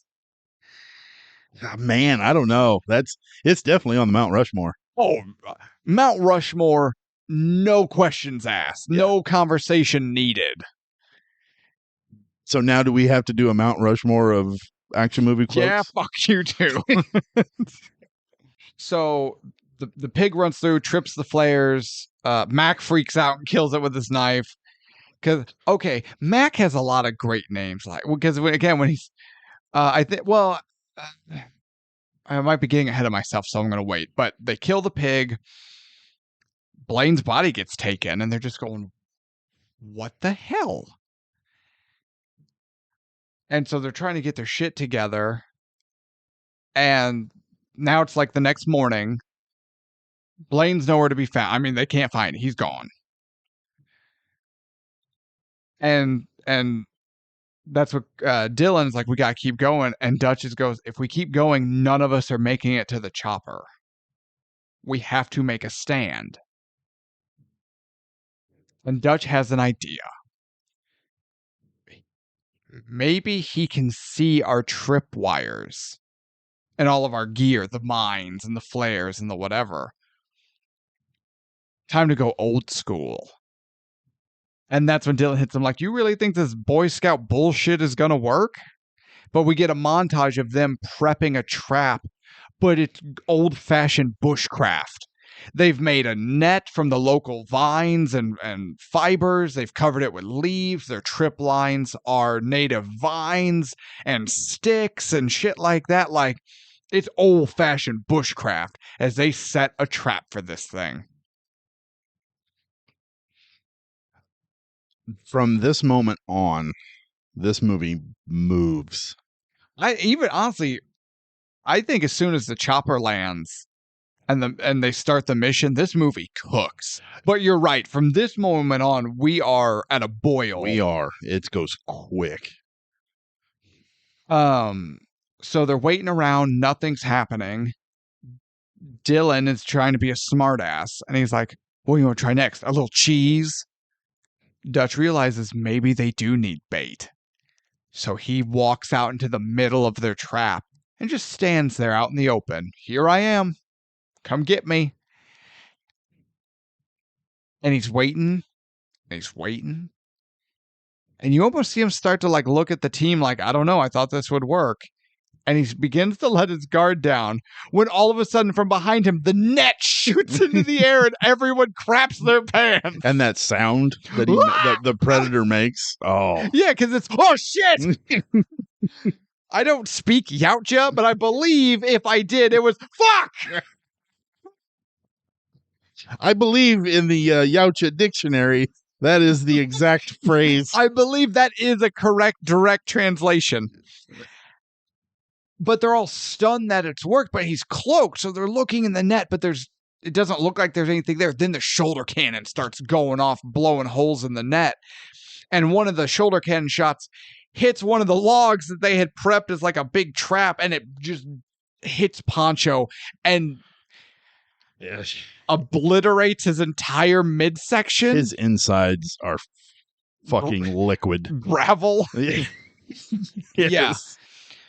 Yes. Oh, I wanted to bring up, while they're putting all this together, can we just appreciate the amount of testosterone in this montage of just Schwarzenegger, Weathers, Landum, whoever was playing Poncho, like huge shirtless men doing huge shirtless men things with body butter. But they glisten. And all their muscles are accented and accentuated just right. If this movie was in 3D at this moment, your entire just face would be filled with man meat. Not you. Not. I'm not watching that in 3D. Wait. Gosh. Shut up. Not. Wait. Not man meat, but man meat. Yeah, that makes way more sense. Oh, shut up! Not penis with muscles. Shut up! Oh. It's like, God damn, I can't see the movie. Carl Weathers' pecker is in my way. Took my eye out. People watching movies just full bonus, just knocking people's glasses off. Wish they wouldn't have filmed this in the jungle. I can't see past that giant snake. Oh, damn. Whoa, 3D. Not man meat, man meat. Oh. Yeah, it works better when you emphasize the meat part. Yeah. People know what I'm talking about. We understand. But the scene where it's all of them pulling that tree down. Oh, man. Oh, yeah. And then I'm looking at sculpted Greek gods, and here's my fat ass eating another bag of Oreos. Yeah, I'm the same way. After I was watching that, and I look over at my kid, I'm like, "Are you going to eat all that rest of that popcorn? Can I have it?" You're not going to eat that. Give me that popcorn. Yeah. And she's like, "Yeah, well, there's nerds clusters in there. Do you like those? I don't care. I'll eat them too. It's all together. There's M&Ms in there too. Hey, all the better. M&Ms and popcorn is all. That's where it's at. Oh yeah. Oh. Our fat asses. Our fat. We're watching the epitome of the human form, and we are on the opposite end of that spectrum. Yeah. Can I get more butter on my popcorn, please? Man meat. I'm ducking and diving and dodging. Most movement I've had all day. Dodge. If you could dodge a cock, you can dodge a ball. Wait. I see what you did there, you son of a bitch. Balls. Penis. Balls. Dodge. Dip, duck, dive, dodge. Yeah, we're dumb. Are you aware of how fat and dumb we are? Are you aware how many times we referenced dodgeball? For a movie that's legitimately bad. It's bad, but I like it. It's been too long since I've seen it. I'm not going to lie. Yeah, it's really bad, but it's fun. All right. Shit's on. Predator escapes. They're trying to chase it, trying to get Poncho out of there because he's badly wounded. I don't think they would have left him, but I think Poncho thinks they would have left him. The way he's pleading with Dutch, I can make it. I think Poncho thought this situation's crazy enough. They'll leave me. I don't think you're wrong there at all. We kind of skipped over a line that I really liked from Billy. Mm-hmm. And I think Poncho was the one who was actually talking to him, where Billy's like, "I'm scared." And he's like, "You're not bullshit. Yeah. You're not scared of anything. Or you're not scared of no man." Oh, And yeah, he that's says, what it... Bullshit. You're not scared of no man. Yeah, he says, yeah, there's something out there, and it's no man. Yeah, oh man, that's such a good line too. So they essentially split up. Mac's going hunting. Dylan's going with him. Dylan is making up for some shit. Getting them involved in this? Yes. Getting his previous men involved in this that were skinned alive? Yeah, he realizes what he got everybody into. They knew the risks. Bullshit, they were skinned alive! And then the rest of the group is helping Pancho, and they are rushing for extraction. And this is where Mac kind of goes off half-cocked. I'm gonna have me some fun. I love the line, and I love the way Mac delivers it, but I can't remember when exactly in all of this. Like I said, we are at full boil, and this movie doesn't stop till it stops. So I have trouble remembering the exact sequence of some things. But I love the line Mac gives, I'm gonna cut your name into him. That is a good line. And the way he delivers, I'm like, that guy's gonna cut Jesse's name into that thing. Yeah, I believed he would have cut Jesse's name into John McTiernan. Yeah. He was gonna go past the camera to the director's chair and just F John up. Method acting, Jesus Christ. Method acting is not acting. I thought Jim Carrey was crazy on Man on the Moon. Yeah, I've heard those stories. Yeah, there's a documentary about that. You know what? And it's really, really interesting. Yeah. But we're not talking about that. Is that fat? Yeah. No fat. We're not talking about that. What about the Stay man on track. Meat? Okay. The man meat? No, that's pertaining to the movie. Okay. Stay on track. Staying on track. Cut your name into him. You know, if something ever happened to you, I'd cut your name into them. Thanks. I think. A little psychotic, but hey, whatever. Cut your name into them. You dry shave with a razor, then you can do whatever the fuck you want. Sometimes. Depends on if I have no especially shaving cream. Hard enough and it breaks. Oh, it gets me every time. I just go, ah! Ah! I don't like it. It brings out my girly. I guess Bill Duke, he improvised that whole thing with the shaving. Which would explain everyone else looking at him going, what the fuck? Well, it kind of makes sense because everybody else kind of had a thing, you know? And he's like, well, okay, here, I'll just shave. I dry shave. Yeah. So the crew on the set, they had to scramble to make a razor that would squirt blood. Oh, yeah. So when he shaved it, yeah. You know, I'm not going to lie, because it's done so well. I used to think he just like bit the bullet and cut himself, right? Yeah, I did too, honestly. But the only thing that sold it for me as far as knowing that it wasn't real is I have been hurt and injured enough times in my life that a cut like that, A, wouldn't bleed like that, and B, would still be bleeding. This movie came out in 87. It's 2024. It would still be bleeding. Facial lacerations bleed forever. Yeah, no matter how many pieces of toilet paper you put over them. Now, imagine how deep that would have been with a disposable razor blade cutting so deep that the handle broke off.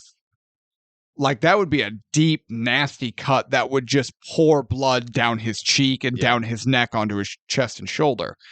It would have been like a slice of cheese just slicing off, and he could have picked it up and put it on a cracker. Gross. What the fuck did you just say to me? Anyway, so we're going to have me some fun. Wieners. 3G. I don't know why I do that voice every time, but I do. Either.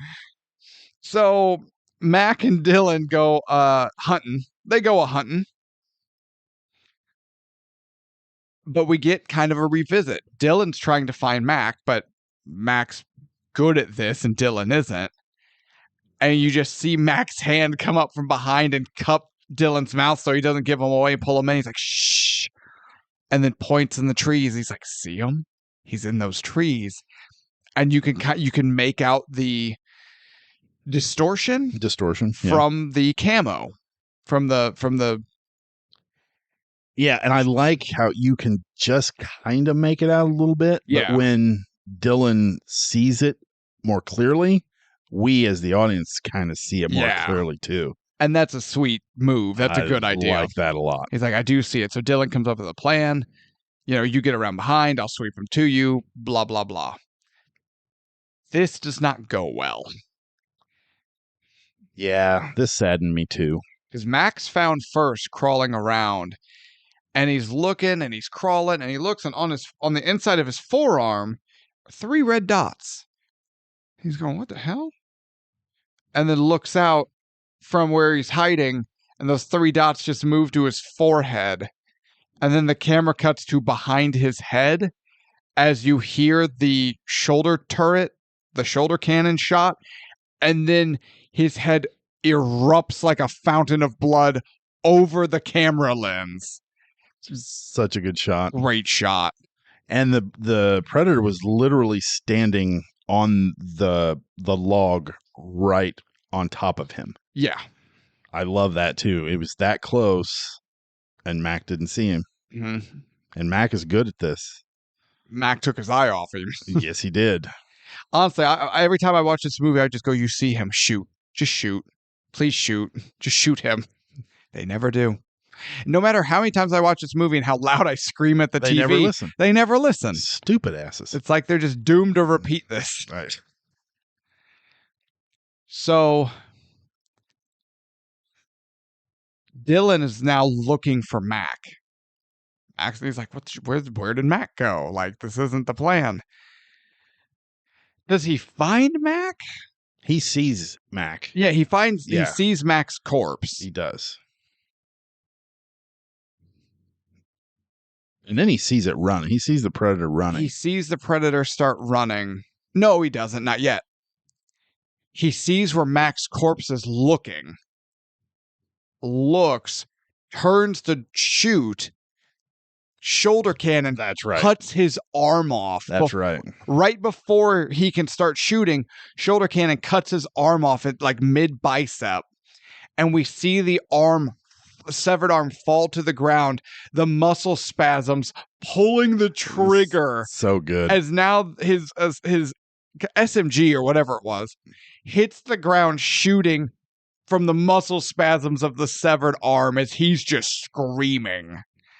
That's a sweet shot. Yeah. He then pulls a second gun and turns around to try to get the predator, who is then running at him, and guts him with the gauntlet claws, the gauntlet blades. Those things are cool. That's a sweet weapon. That The Predator's loaded with sweet weapons. I was paying extra special close attention to Wieners? No, I didn't have 3D on. With a 3D. The severed arm. Yeah. That was on Carl Weathers. And it still looks good. It looks great. Yeah. Because I wanted to make sure. I was like, I'm on Blu-ray, so we have this discussion quite a lot, where the higher quality of the viewing sometimes reveals some shit. No. Nothing. But you know what I also think helps with that? A, it's well done. Yes. B, the shot is just long enough that the audience can visually register and understand what they're looking at and what's happening. Absolutely. The camera shot honestly isn't on him long enough it's not to quick. See anything. You get a good glimpse of it, and then it cuts. And then when you're just, as soon as you're going, what the hell just happened? You see the severed arm falling with the gun shooting, and you've pieced it together. Yeah. But even when he spins. Oh, yeah. And he's getting ready to shoot that other shot, and you can see his severed arm. That still looks fantastic. Yeah, it does. Because it's fucking done well. Yeah. Like you said. So Dylan dies, gutted by the blades. His scream is distorted, and it's almost like a lion's roar. It's creepy as hell. It's not as creepy as Billy, but it's up there. Well, we're getting there. So they hear Dylan's death. They're crossing this huge fallen tree over a ravine or a river or whatever it is. Billy stops. takes his shirt off. He has a little like talisman. He takes that off and wraps it around his hand. He draws this world's largest machete and he cuts his chest. He's like, "You guys go." And they're like, "Billy, come on. Billy, fuck him." And they just leave because he's gone. Yeah, he's not deviating from this point.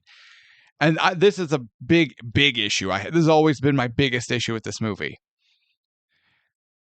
Arnold, Pancho, and Anna, only ones left.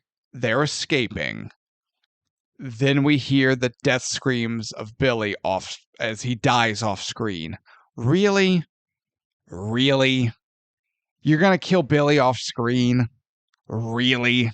I have a problem with it, but I honestly, at the same time, don't have a problem with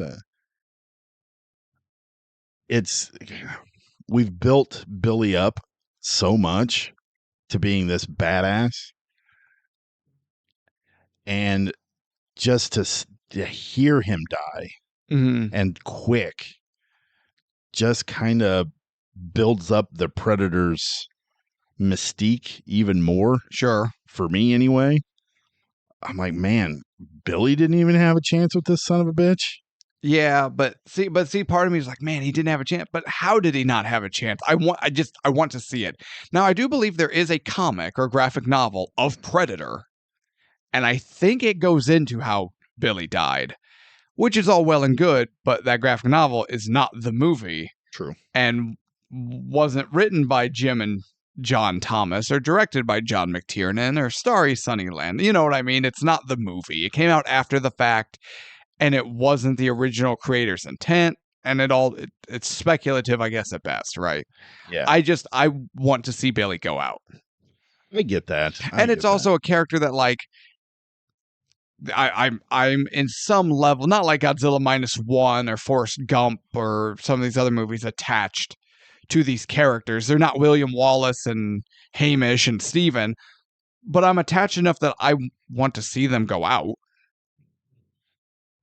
Yeah, but I still think, like, if you see him go out, or if you don't see him go out and you just hear his scream, that freaks out Arnold and Pancho, and Anna, because they honestly too probably thought, oh, fucking Billy's staying behind. Okay, Yeah, he's got this.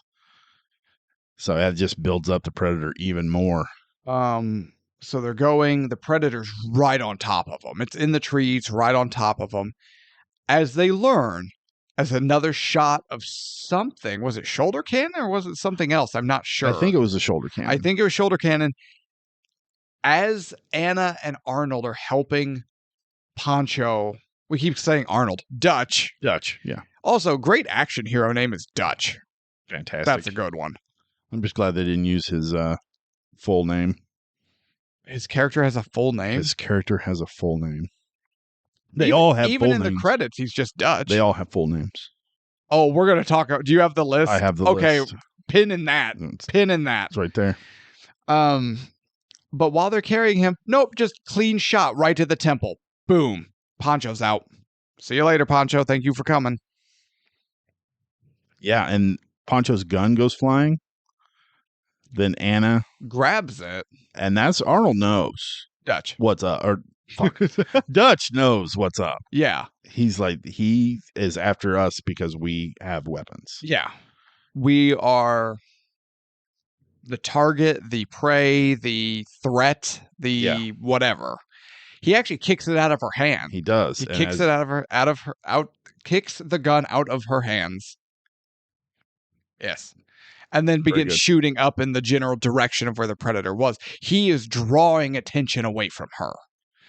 And he gets hit. I think the Predator shot is off and it hits Dutch's. Now you got me doing it. It hits Dutch's gun.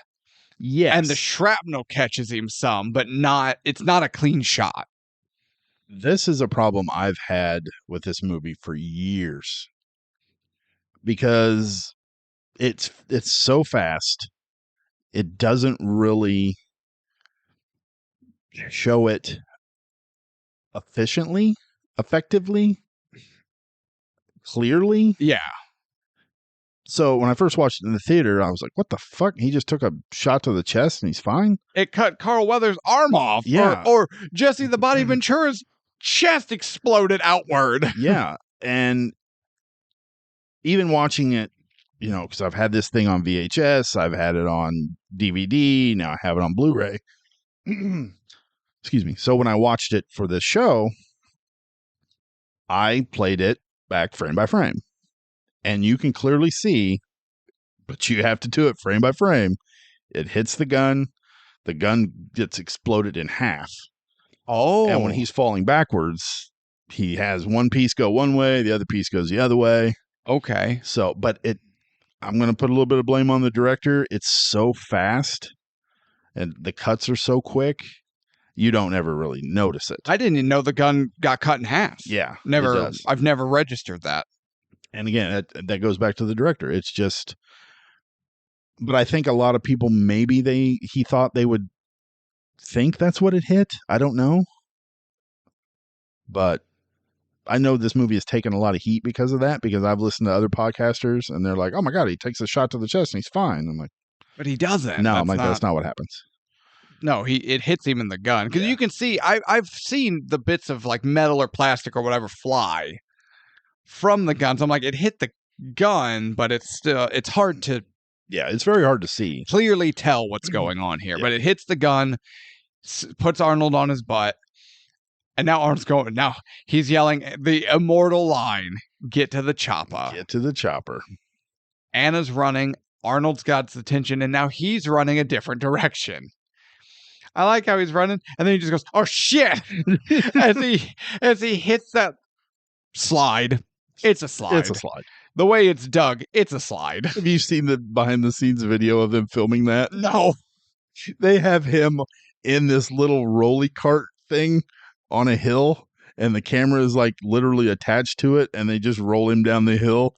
And just him going, "Oh shit!" Yeah, it's just him. It's not a wagon, but it's like a little roller coaster, little sled. Yeah, basically.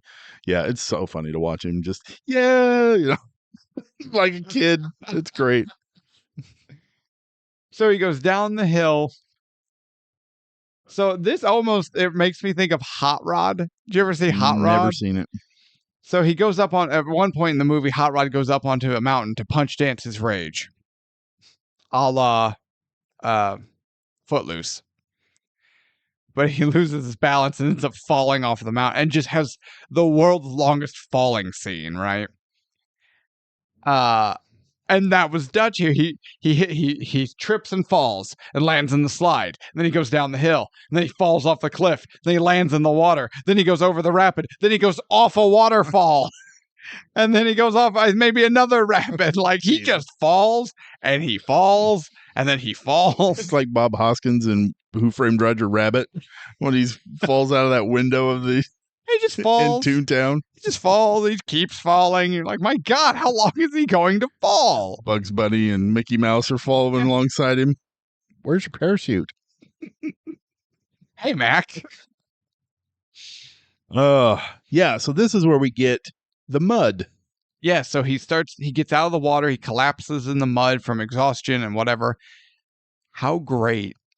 He's in the foreground. He's face down in the mud, catching his breath. And then all of a sudden you just see a huge splash of water in the background. That is so scary. That is scary. And he pops up. He goes, "Oh, shit." Like he pops up and he starts panicking and crawling away from this thing. And Predator comes out of the water, but the water's messed with his camo, so he has to turn it off. And now we get our first actual look at the Predator in armor. This is A+ creature design. This was the make it or break it moment. Oh, yeah. Have you seen what the Predator was originally designed to look like? Oh, is this it's like the Red Lobster thing? Yes. It looks like a big bipedal lobster. It does. Yeah, they made it completely red for the camos scene because red is the opposite of green. Now I get, Yeah. but I don't know enough about cameras and the filmmaking. Like, I don't know enough about cinematography to know why that matters. That makes it easier for the special effects people to figure out what's actually the jungle versus the creature.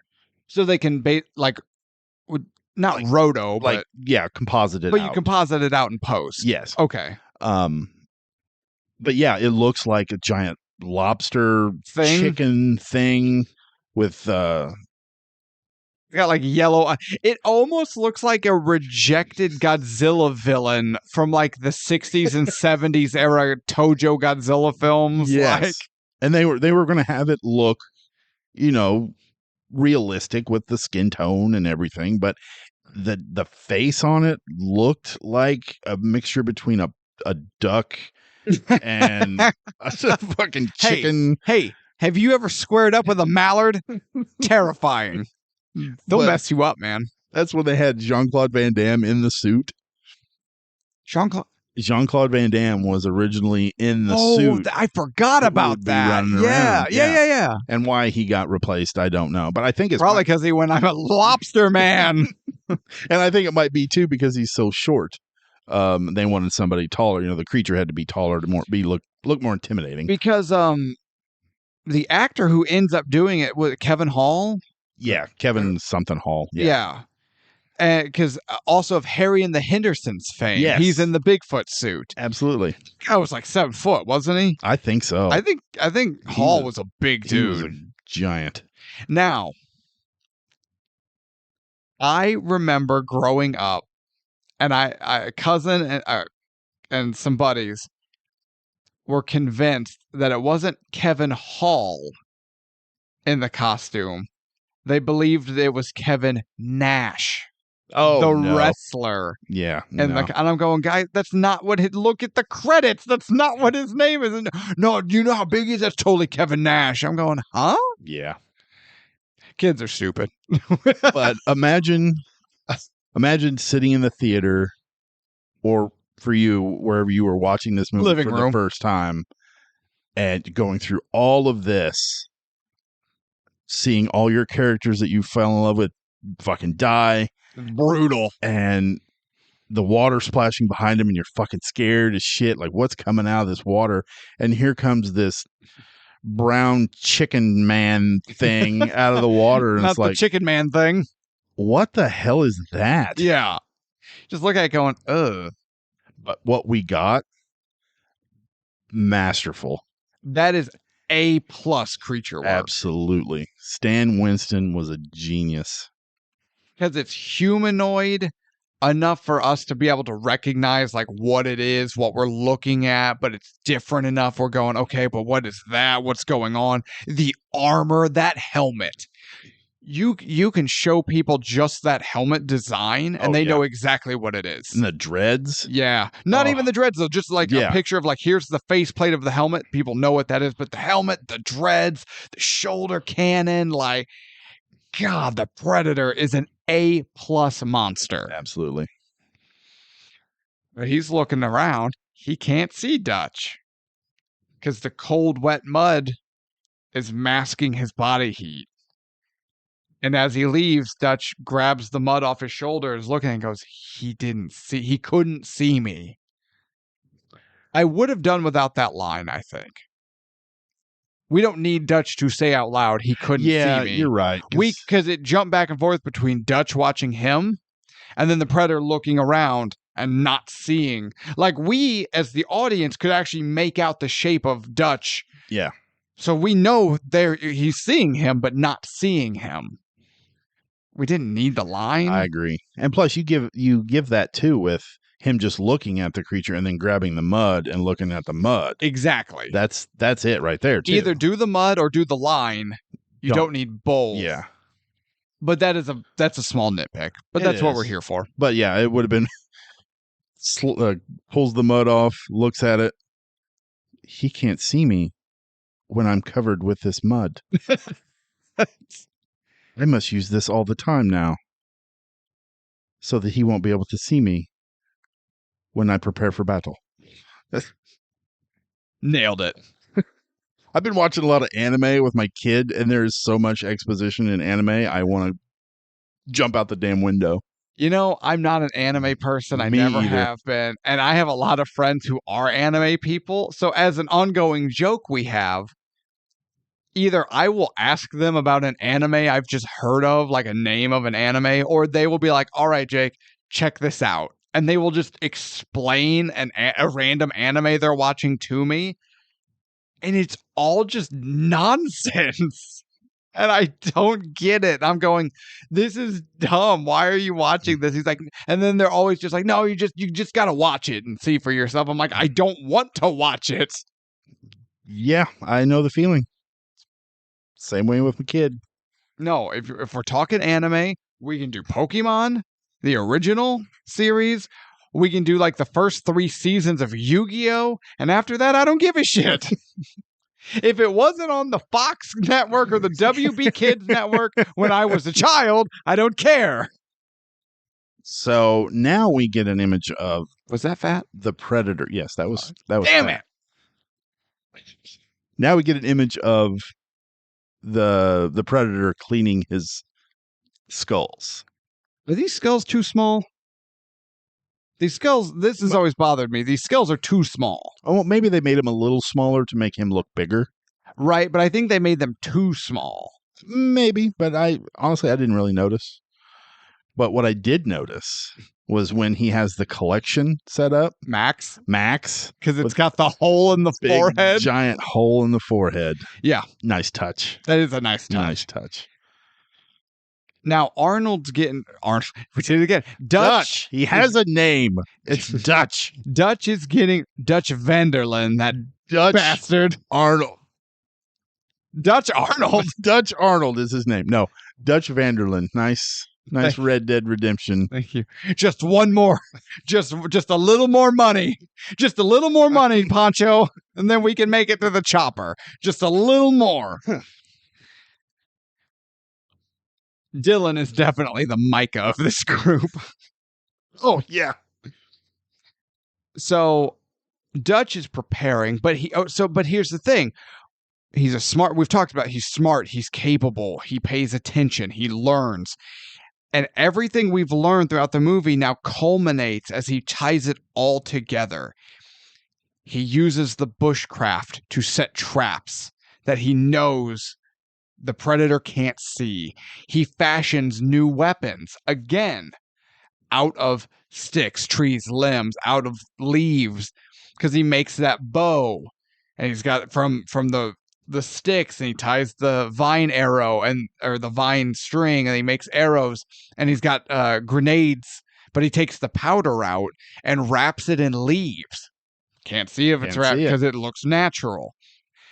And we're seeing the traps, we're seeing the weaponry, and then the mud. He's got his own camo. You're invisible, I'm invisible. Let's do this. I love watching him prep. I do too. Now also, Anna was like, this is dumb. She just doesn't get it. It's the son of a bitch handshake scene. It's the men pulling the tree down. The bow. When he's bending the branches for the bow. Oh, fuck yeah. Oh. He's got to hook that thing up. Oh, God. Mr. Universe indeed. Yeah. That could have been an actual tree that he was. Well, that log he hoists up into the air, yeah. Oh, Jesus. My only thing is, I'm like, where was the Predator at while he was preparing? Predator was preparing. Predator was polishing that's when skulls. He was polishing the skulls and all this. But if you notice, he's got a laser beam and he's cleaning his blades and he sharpens his blades. That's true. Yeah. They both know. But when Arnold lights the fire, the signal fire, here I am, motherfucker. Let's make it happen, and gives that great battle cry, this barbarian, bestial battle cry. For 15 seconds. Oh, yeah. It's long. And the Predator answers. Yes. And now it's 2 titans are going to duke it out, and only one of them's walking away. This is what I'm about. We've talked about before character archetypes that I don't like or I don't work for me. In the remake of Roadhouse, we've got little wiener kid who sucks and he's a little wiener. And his archetype is I'm a rich, spoiled kid and I'm a failure at everything. I'm going to make my daddy proud, except I can't because you're a failure. That's not a good bad guy. I don't like that. Yeah. You know what I do like? Badass. Like Predator. Predator is a badass. Unstoppable killing machine. I like that. But what makes Unstoppable Killing Machine work? It is playing off of a hero who has the size that you believe, like, this man is a grizzly bear and he could tear my arms off, right? So he's got the size, he has the strength, but throughout the movie we see he has the intelligence. He has the capability to do the traps, to make the bow, to put it all together. So now we have strength, smarts, skill. He is a total package hero versus a total package villain. And the immovable force, or the unstoppable force meets the immovable object. That is my favorite hero villain combo, and I will never get tired of that. That is what I want. I want to see these two titans duke it out. So Dutch is hiding in the tree. Yes. Hugging that tree. Yeah. He's got to look like the jungle. Yes. And then you see the Predator coming up behind him. Oh, holy shit. Goosebumps inducing. Goosebumps. Now I wonder if the Predator would have grabbed a hold of Dutch when he was on that tree. It would have been on. Would he have known? Yeah. Okay. That's kind of what I thought. Predator's not an idiot. He can't see him, but he would know this isn't a tree. This isn't what I've been normally swinging around. Yeah. Dick? He's swinging dick around? I'm sure the Predator's got massive 3D Predator meat. Well, you're like, he knows what he's been swinging. Yeah, he knows what objects he's been swinging around. Swinging on. Like. He's been swinging around the trees. Yeah. He's been swinging, not just swinging. Good point. Words. Words are hard. And important. 3D. Youch your penis. So the Predator goes in front of that big bonfire. Right. And then Dutch has that arrow with the exploding tip. Yes.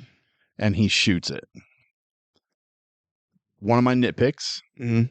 Did you notice how limp that arrow looked when it flew? That motherfucker went 10 feet. Yeah. Maybe. Yeah. I every time I've watched this, I'm like, you couldn't have done it again. Like, or rig it to if the arrow's too heavy, rig it to a line. Something. Like a Godzilla movie again and just let it zip across, or a Three Stooges short. Yeah. Or figure out a way to lighten it up. Like, make that motherfucker fly. Yeah. Like, it's got to go fast. But that little limp dick shot. Because when he tests the bow during the montage, that first shot, he notches the arrow loose, and it just cuts through a tree. Yeah. And it actually goes all the way. It sticks in the tree, but the tip goes out the back side of the tree, and it looked great. It did. And then the exploding arrow just I would have loved it if it went like 2 feet and exploded right in front of him. Oh shit! Killed him. Credits. Suicide. The Halo guy. Suicide. Oh, but yeah, that part's always bothered me. Pew. Me. In the comic panel, the arrow just the sound effect. Meh. Nerd. Real small. It would be written real small and in all lowercase. Lowercase. Nerd. Yes, that's it. Now, speaking of something that looked good, the distortion effect of the camo as the fire engulfs him, Yes. that looks great. And in 87? Like, Yeah. damn. Well, nominated Best Visual Effects. Yeah. So is that the point though? His camo's effed. The Predators. Yes. Now he starts shooting that cannon wildly. Yeah. Unfortunately for Dutch, I don't think that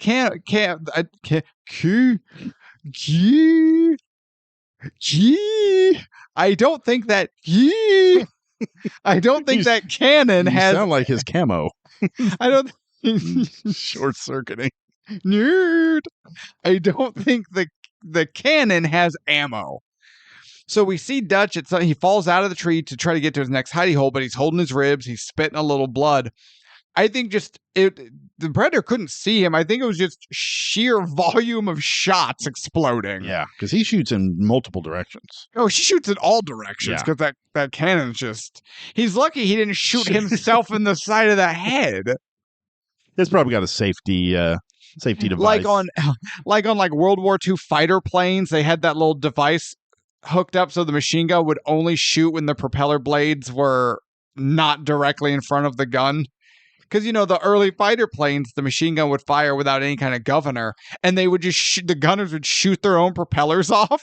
So they had to create basically a governor on it that was a timing device. So that,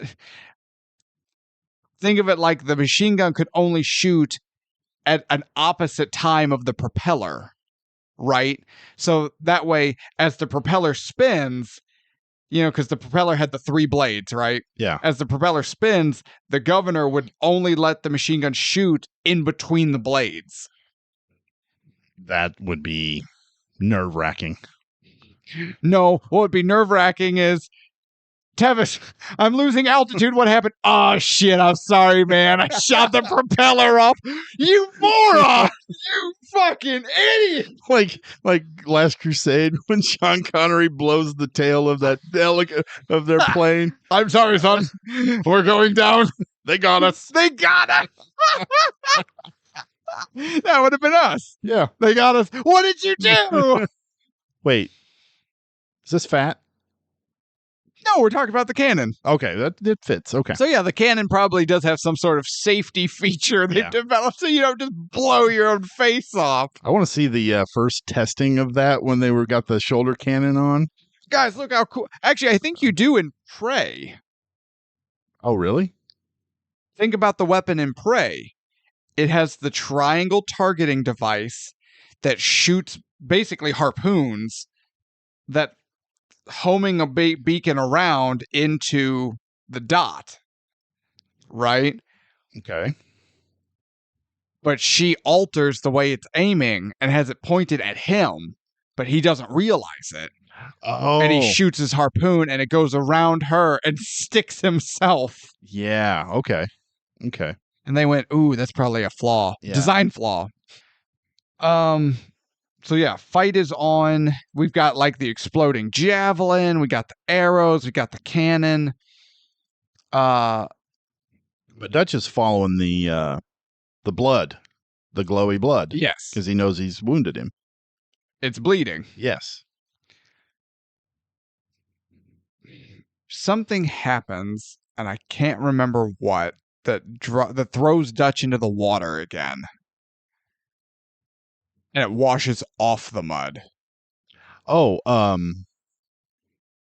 Dutch has been following this blood. Right. And he goes down into this little area thinking he's about to sneak up on it. And it's actually the Predator's behind him because you see the blood dripping. That's right. Down the wall behind him. He's got a makeshift grenade. Yeah, so he throws that under his legs. And then dives out the hole. Yeah. And that leads him to the water. Yeah. He tries to reach a log or a branch. Yeah.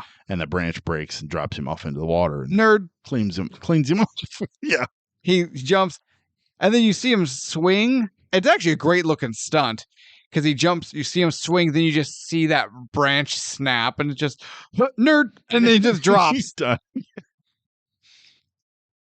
But the Predator hot on his trail. But there they are. They are taking full measure of each other. And the Predator starts unplugging Yeah. his mask. He wants an honorable fight. You can ask Anna, my Anna, not movie Anna, not the Anna in this movie. She's on the chopper. I can't ask her shit. You can ask podcast mom, because I said this.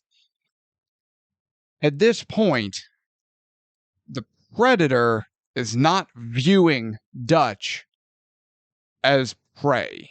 He is viewing Dutch as a fellow warrior.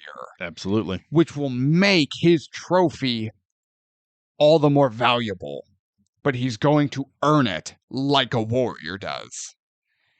Which obviously means throwing hands. Absolutely. But so you talked about Predator coming out of water originally. We see him in his armor. Money shot. Second money shot. Sell this whole thing. You see his hands, his big clawed hands come up, and he takes the helmet off, and he's just going, holy shit, are we going to see this thing? And it's that scaled, riveted, scarred face with the piercing kind of beady eyes and that arachnid mouth with the so things. Cool. And you just go, oh, yeah. And then the Predator proceeds to whoop Dutch's ass.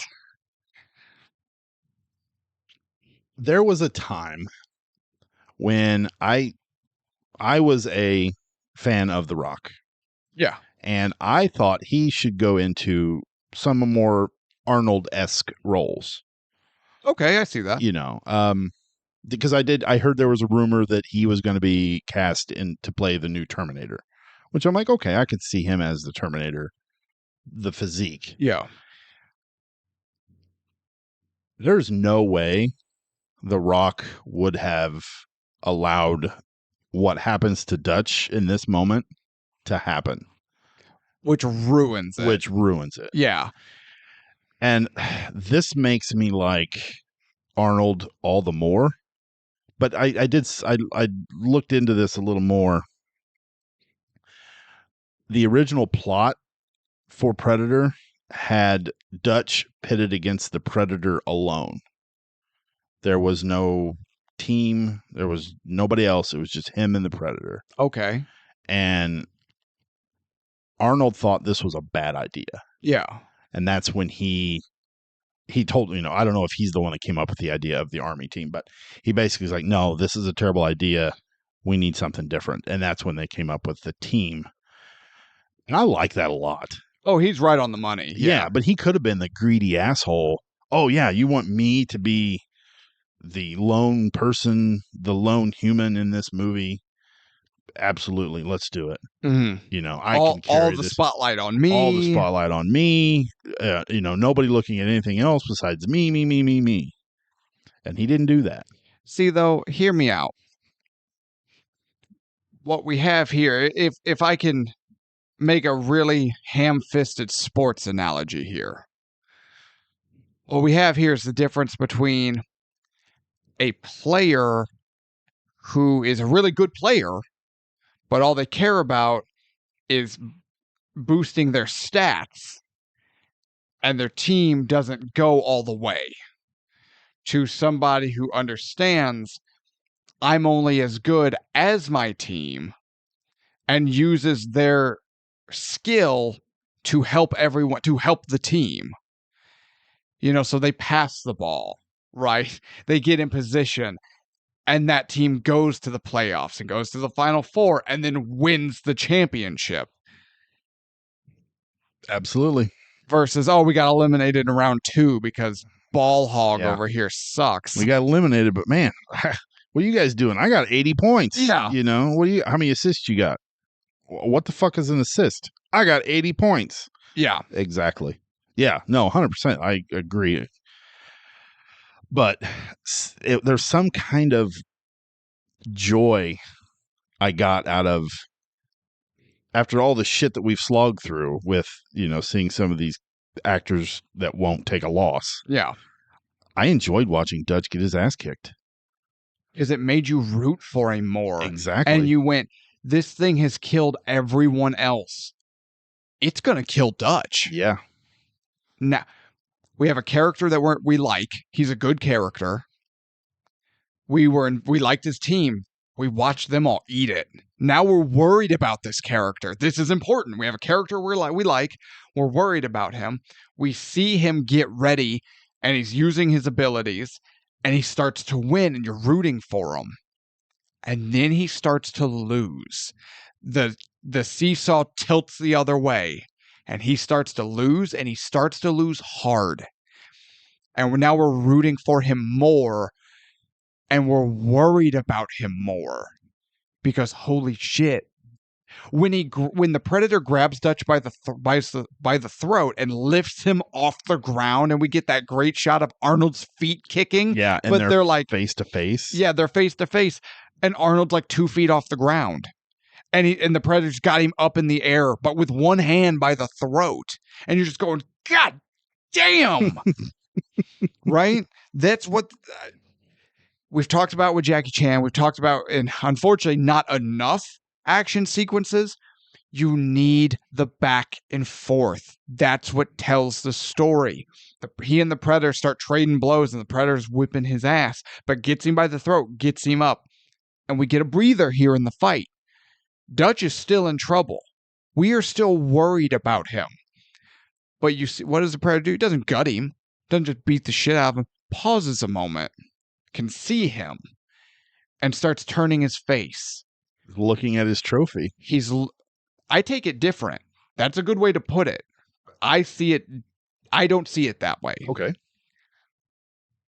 I think the Predator is inspecting him to figure out what am I looking at?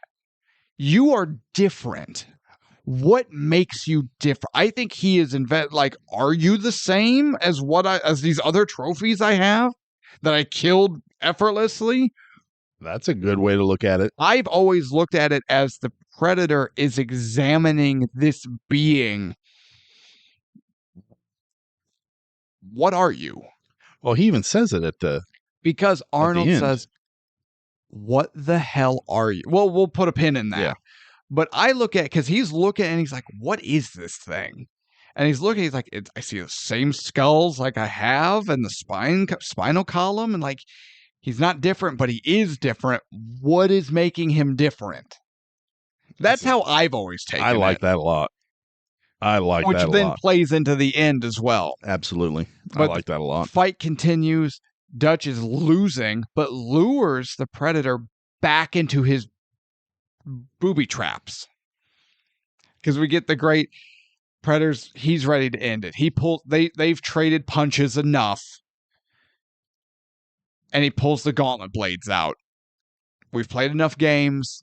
This is done. And he's walking, and Arnold's Dutch, he's crawled under that log with the spikes that he fashioned. Yes. But he realizes the Predator's hesitating, and that's, I'm here, kill me, I'm here. Oh my God, that was great. Thank you.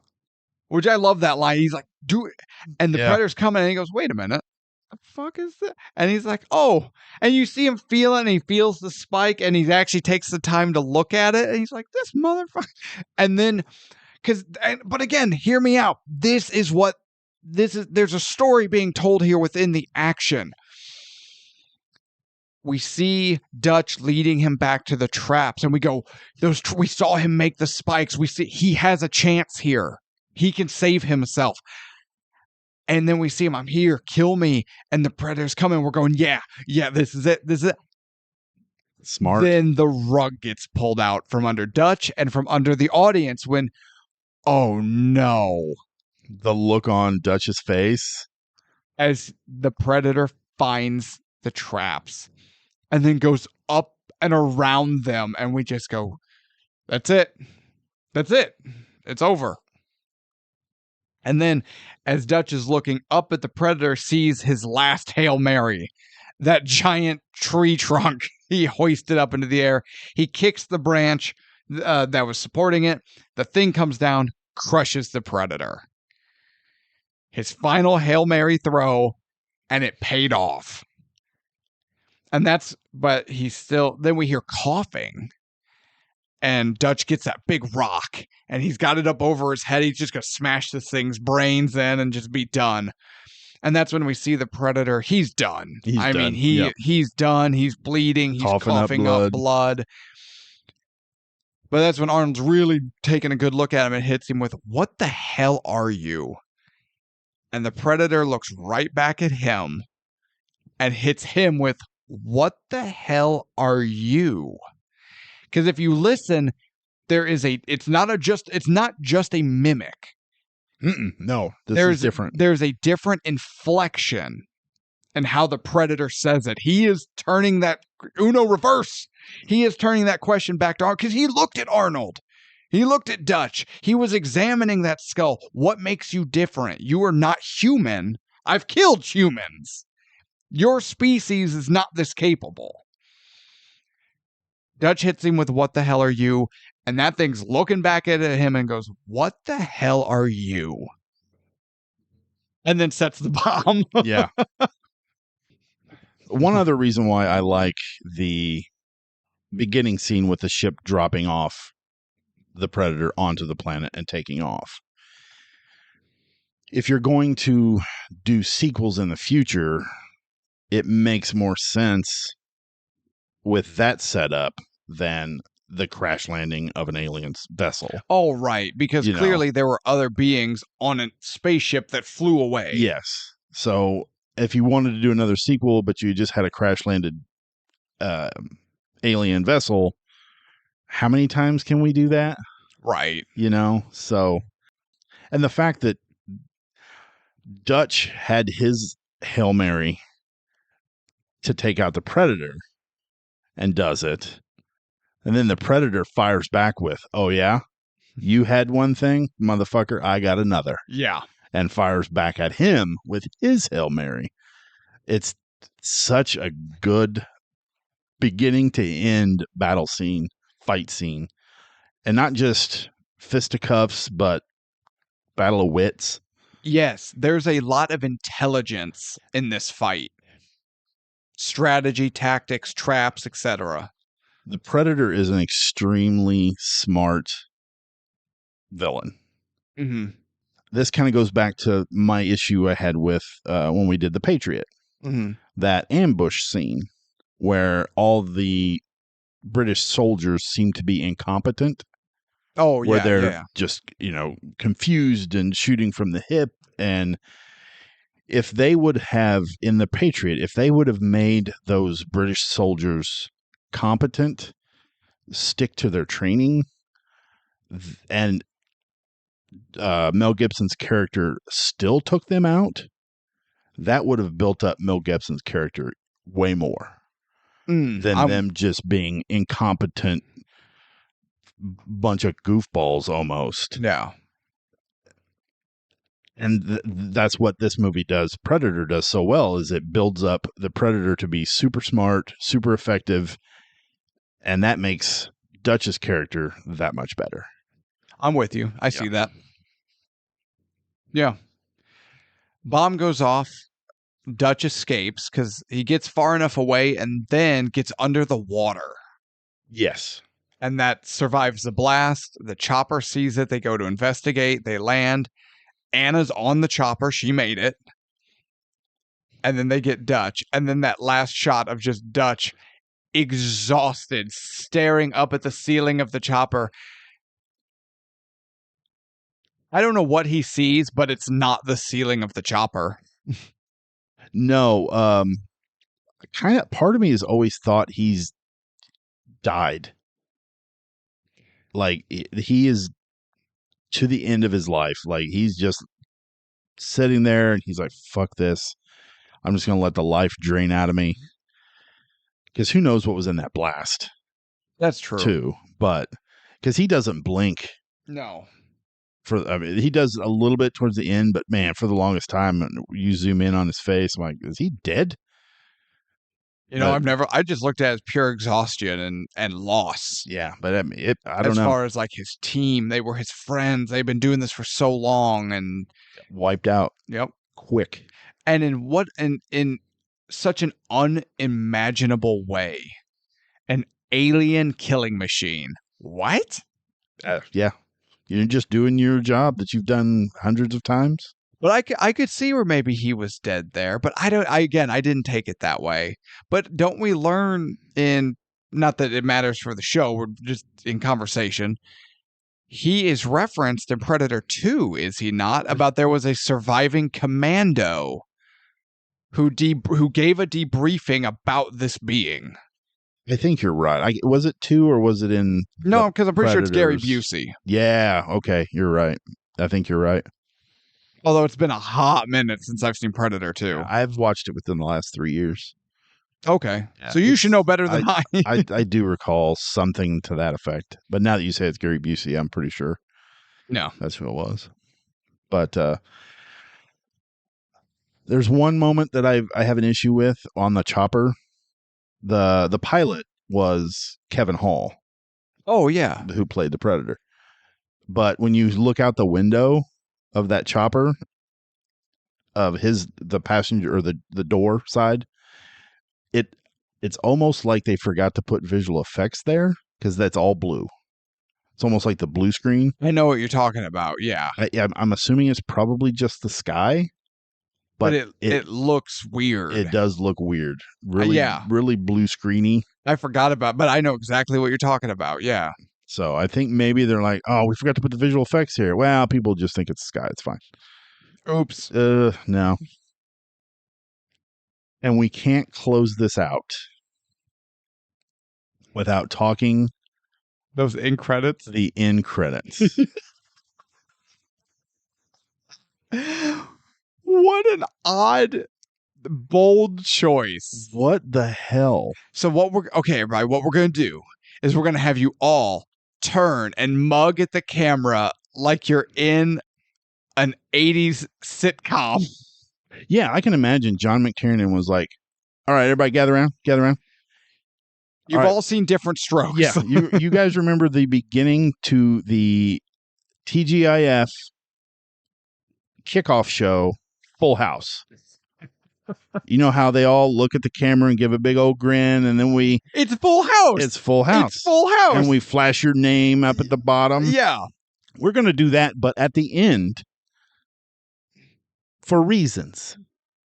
Now, Arnold was like, fuck this, I'm out. He ain't doing that. So Arnold doesn't do it. No, they had to use a cut of him from the movie. Because he's still in it. He didn't escape. He just didn't film a little vignette or whatever of it. It's an odd decision. But it gave us, if you haven't seen this, please look it up. The ending of Predator set to the Golden Girls theme song. Fantastic. That is the funniest shit. And it lines up perfectly. Thank you for being a friend. And it's like Carl Weathers. And then travel around the world and back again. And there's, Bill Duke. Yeah. There's Hawkins reading his Playboy magazine. Hey, pussy jokes. Hey, thumbs up. That it cuts perfectly together. It really does. Okay, so do you want to take the pen out of the names? Oh, yes. I forgot about this pen. Everyone has a legit, which again, though, in the end credits, they definitely don't. This was their full names. Their full given Christian names. In the original script. Okay. We have Corporal Rick Hawkins. That's fine. Corporal Pancho Ramirez. That's fine. Sergeant Billy Soul. Okay, that's fine. Sergeant Blaine Cooper. Okay. Sergeant Mac Elliott. Okay. Staff Sergeant George Dillon. Okay. That sounds kind of like a sitcom dad name. There's something about George Dillon. The rest are fine. George Dillon is fine, but I don't care for the ring of it. No. And Dutch is Major Alan Dutch Schaefer. I'm Alan Schaefer. Yeah. Alan Schaefer. No. What's your name? Alan Schaefer. No. No. It's terrible. I'll do your taxes. Give me the stapler. He took my stapler. I'll burn this place to the ground. Yeah. I asked for a pina colada with no salt, and they put salt on the rim. I asked for no salt. No salt. Damn it. Yeah. Woo!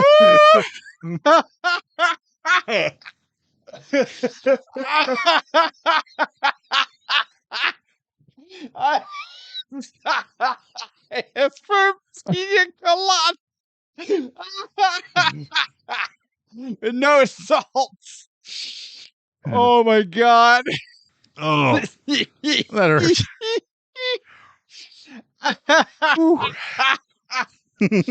Yeah. Oh, are we there? I think we're I there. think we're there. I've hurt myself. I blame you. All right. Do you want to go first? Or you want me to go first? You go first this time. All right.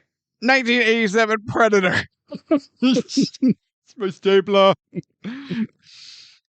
I didn't get a piece of cake last time. That's so stupid.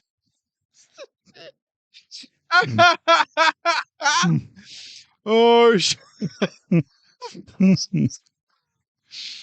oh, we're so dumb. Hold on, get it together. You're a professional. Professional. I psych myself up before sex. You're a professional. Now get ready. Okay. So, shut up. Shut up. Do you like flex, like getting ready for a battle with Yeah. a bow and I gotta get ready. yeah, And then I just come out of the bathroom. Ah! putting mud. Ah! And it's like, why you got mud all over you? It's body butter. You're like, shut up, woman. Ugh. 3D. 3D. All right. Shut up. Shut up. You're killing me. So, Predator is, I think it is the go-to example for action thrillers. You want heavy, bombastic action, but you want to cut it with undertones of tension and uncertainty and little moments of fear and terror, and then it gets into more uncertainty and tension, and then you're just like, oh, is this one of those movies where everyone dies? Like, Predator is that. You have a monster. So the actual Predator is a twofold villain. He is both movie monster and fully capable bad guy. Because he's not, he's a monster, but he's not an animal, like, say, a xenomorph or a T-Rex or a whatever. So he has both the intelligence, skills, capabilities, and equipment of a full-fledged bad guy combined with movie monster, and that's cool. Going against a squad of commandos who we get to know just enough about and we see their interplay to to understand their dynamic, get a piece of that world, to enjoy these characters. And they're not like, I hold these characters to my heart, right? But we know them enough that as they get it throughout the movie, you feel it. And they get it. Each one gets it in unique ways. Except Billy. That's some bullshit. Yeah, it's uniquely garbage. That's a separate issue. To where we have our last survivor in Dutch, who has epitomized all of these things we've been talking about: the intelligence, the strength, the know-how and ability and skill. Because we see everyone else having these abilities, but Dutch has always kind of been the one to combine them in a way that the others don't. And that is another reason he stands out as special and uniquely capable. Where everyone is capable, he's uniquely capable. And then when we get the final showdown of badass versus badass. And in that fight scene, that in-fight scene is everything you want. It has peaks and valleys. Our hero's winning, he's losing, we're uncertain, we're rooting for him, and we're cheering him on, but we're worried he's gonna die. And then he pulls it out in the end, and it's just, man, Predator is fantastic. This is a fantastic movie. I could go on and on, like I warned that I would, but I'm not going to. I've changed my mind. I won't. But Predator is 100% worth the ticket price. I also forgot to do the ratings and reviews because I was so excited to talk about this. Damn it. It's all right. I can do my yay or nay, and then you can do the reviews. All right, that's fair. Okay. We'll change the format, but whatever. Changing the format again. Jesus. All right. Every time I watch this movie, 10-year-old me comes out. I get excited every time I see the body step off that helicopter. Mm-hmm. Every time I see him pick up Old Painless. Every time I hear him say, dug in like an Alabama tick. I ain't got time to bleed. You know you're just referencing Jesse the Body right in all this, right? Yeah, 100%. Okay. Yeah. Because this was me as a child. Sexual tyrannosaur. Setting sexual tyrannosaur at 10 years old. I'm like, Mom, what's a sexual tyrannosaurus? She just points at her dad and goes, or my dad, and shakes her head no. Points at her dad? Yeah, my dad. He's like, you see this old sumbitch? Yeah. And even, then Blaine bites it. His chest gets split open and dies. I'm like, oh, man. But then I get to watch the rest of the movie. And the rest of the movie is even more fantastic than what we got before Blaine died. The special effects, there's a few moments where he's in the cloaked state and he's jumping through the trees. The effects don't really hold up so much. I think it's more of the physics because the way he's jumping, it's like he's gliding almost. I'm with you. That it's a major nitpick. So there's only like maybe one or two moments of that. But the rest of the time when he's cloaked, man, he looks fantastic. And then there's two moments that you get of a reveal of what this thing looks like, and two moments that could have made or break this movie. The one where he comes out of the water and his cloaking device is malfunctioning and you see what he looks like in all of his armored glory. And then when he takes off the mask and see what it looks like underneath the mask. Because again, this second reveal, how much of a bummer would it have been if he looked like the fucking chicken lobster thing that was running around. The design of the Predator is phenomenal. And it just keeps getting better and better, the design of him, each movie. The Predator? I don't count that movie. The cast in this is phenomenal. Oh, my God. Except Hawkins. Hashtag fuck Hawkins. He's fine. Terrible. I would like to give Hawkins the Shelley Duvall Award for being completely fine. Can we give the McReady Award for worst hat? Can we give it for glasses? No. Damn it. I want to give it for glasses. We should make it for change it to accessories. Stop it. Glasses. Stop picking on Hawkins. He died first. Thank God. Which is also why I cast Melissa McCarthy as. Hell yeah. No, the action scenes are great. Like you said, they have, the ups and downs and him getting his ass whipped and you think it's over and then you get a little bit of hope and then it gets crushed and then you get more hope and oh yeah. No, this movie is phenomenal. Definitely worth the ticket price. That's all I got. All right, ratings. IMDb 7.8. Rotten Tomatoes 80%. 80? Both of these are too low. If I'm being realistic and objective, Predator is probably an 85 to 88 movie. Yeah, okay. I'll give you that one. 86 to 89. Oh, you got one up me. Got one up you. Asshole. I see how it is. But no, I in my mind, I think of Predator. I love Predator. And it's 100% worth the ticket price. But if we're being objective as a movie, it's probably like 85-ish. But 7.9 or 7.8 kiss my ass. Not. Absolutely not. All right. IMDb. Reviews. Our friends at The Guardian again. Visually, Predator is a full assault experience.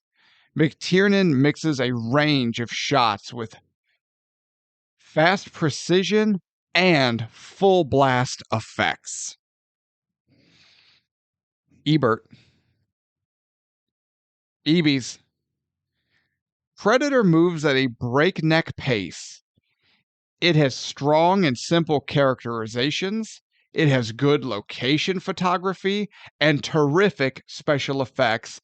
And it supplies what it claims. An effective action movie. 3 stars. Okay. It should have been 4, but whatever. Well, 85 is not a 4 movie. I know. It's Roger Ebert, and I have a hate relationship with that guy. You and Ebes. We're a Siskel. We're at Gene Shalit house, damn it. Professor Poopy Pants. Yeah, I mean, you can't just spring Gene Shalits on people. They're not expecting it. They're just gonna lose their mind. Do you know how much screen time the Predator got? No. Take a guess. 17 minutes. 8. 18 minutes? 8. 8 minutes. 8 minutes. That's effective use. I know, right? They got a lot of that cloaking device. They did. They got a lot out of that. So, but no, that's for 8 minutes of that badass son of a bitch. That's fantastic. See, we've talked about it with the original Jaws, with the T-Rex scene in Jurassic Park, and now Predator. Yep. Sometimes less is more. Yes. All right. That's what I was talking about with you earlier when we were talking about The Shallow, the shark movie, where they have a fully digital shark and they could do whatever the hell they want with it. And they do, and it looks like shit. Yeah. And it's not scary at all. Sometimes less is more. Less is more. All right, hat time. Hat time. I think it's my turn. You're right. I pulled this. Don't Looking disappoint me. Don't disappoint me. Looking in the hat. Looking in the hat. You're going to disappoint me. Acting like my parents will get you no points with me. All right, I got it. Oh, sorry. Before we were talking about God damn, Sonny Landham. Yeah. He was 1/8 Seminole. Okay, there we go. And he died in 2017. I don't remember hearing about that at all. I don't either. That's some bullshit. Oh, we didn't hear about it? Yeah. He died in obscurity? Both. He died and we didn't hear about it. And his 2 most popular characters, he portrayed Billy Bear in 48 Hours and Billy Soul in Predator. I'm not gonna lie, those are also the only 2 movies I could name him in. He was in Lockup, Sylvester Stallone movie that we are definitely going to do. With Sarah? With Sarah, because it's also, God damn it, has Donald Sutherland in it, I'm pretty sure. If you don't know what we're talking about, we've got a special mini-series going on the show. I am about to sneeze and I can feel it, and body butter. Can I help you? I'm going to edit in a honking sound. I've also covered myself in some sort of mucus. It was not a clean sneeze. Oh my God, the Predator bled in here. I've been slimed. If it bleeds, we can do it.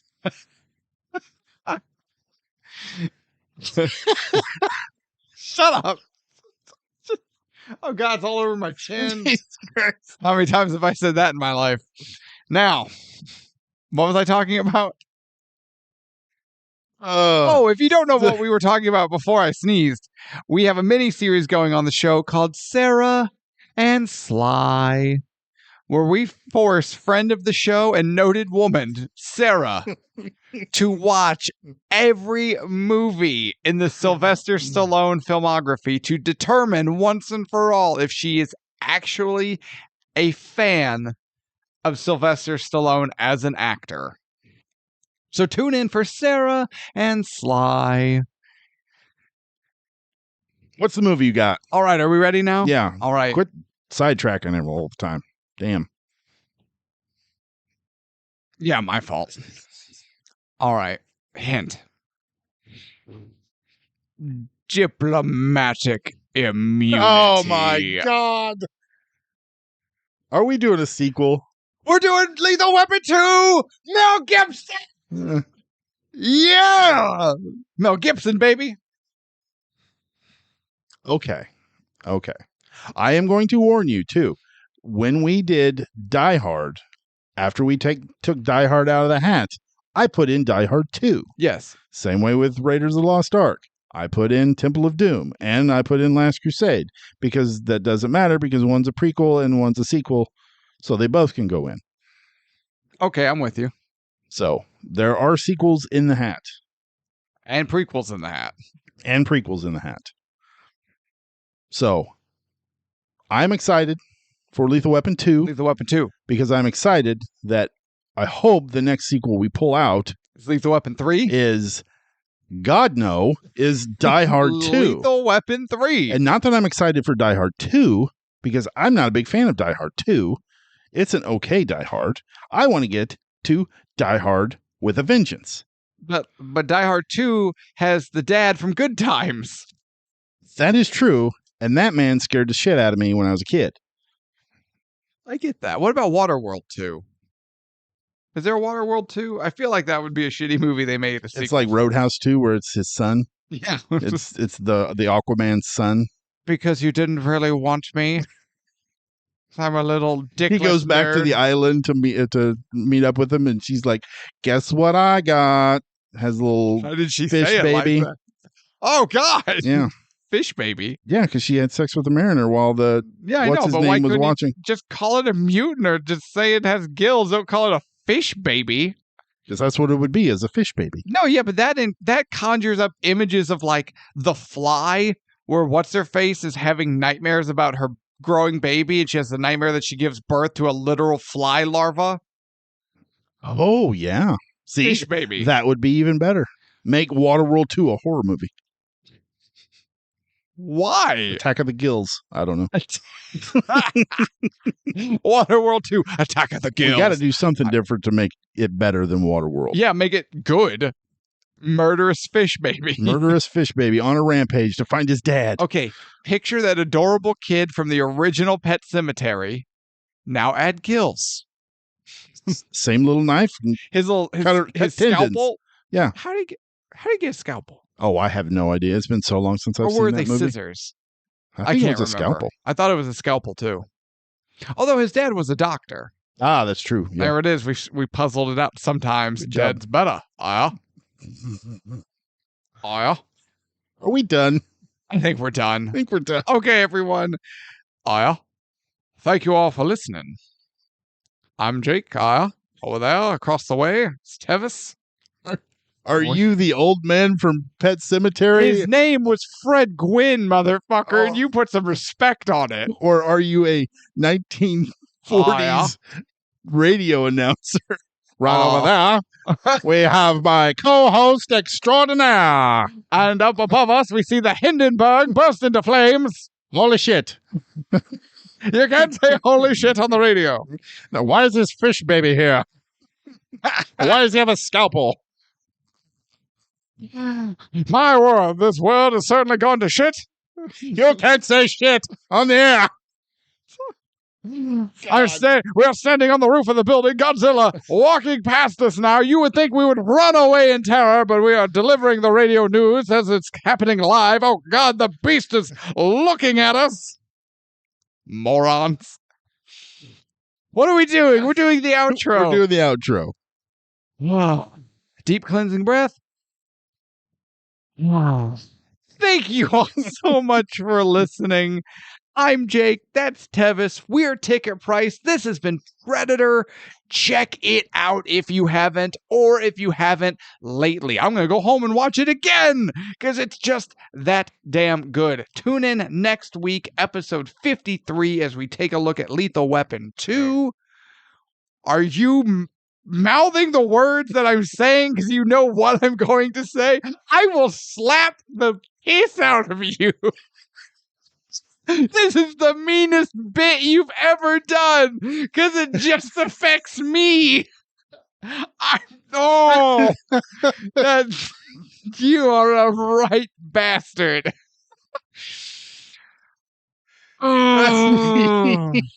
We really need video.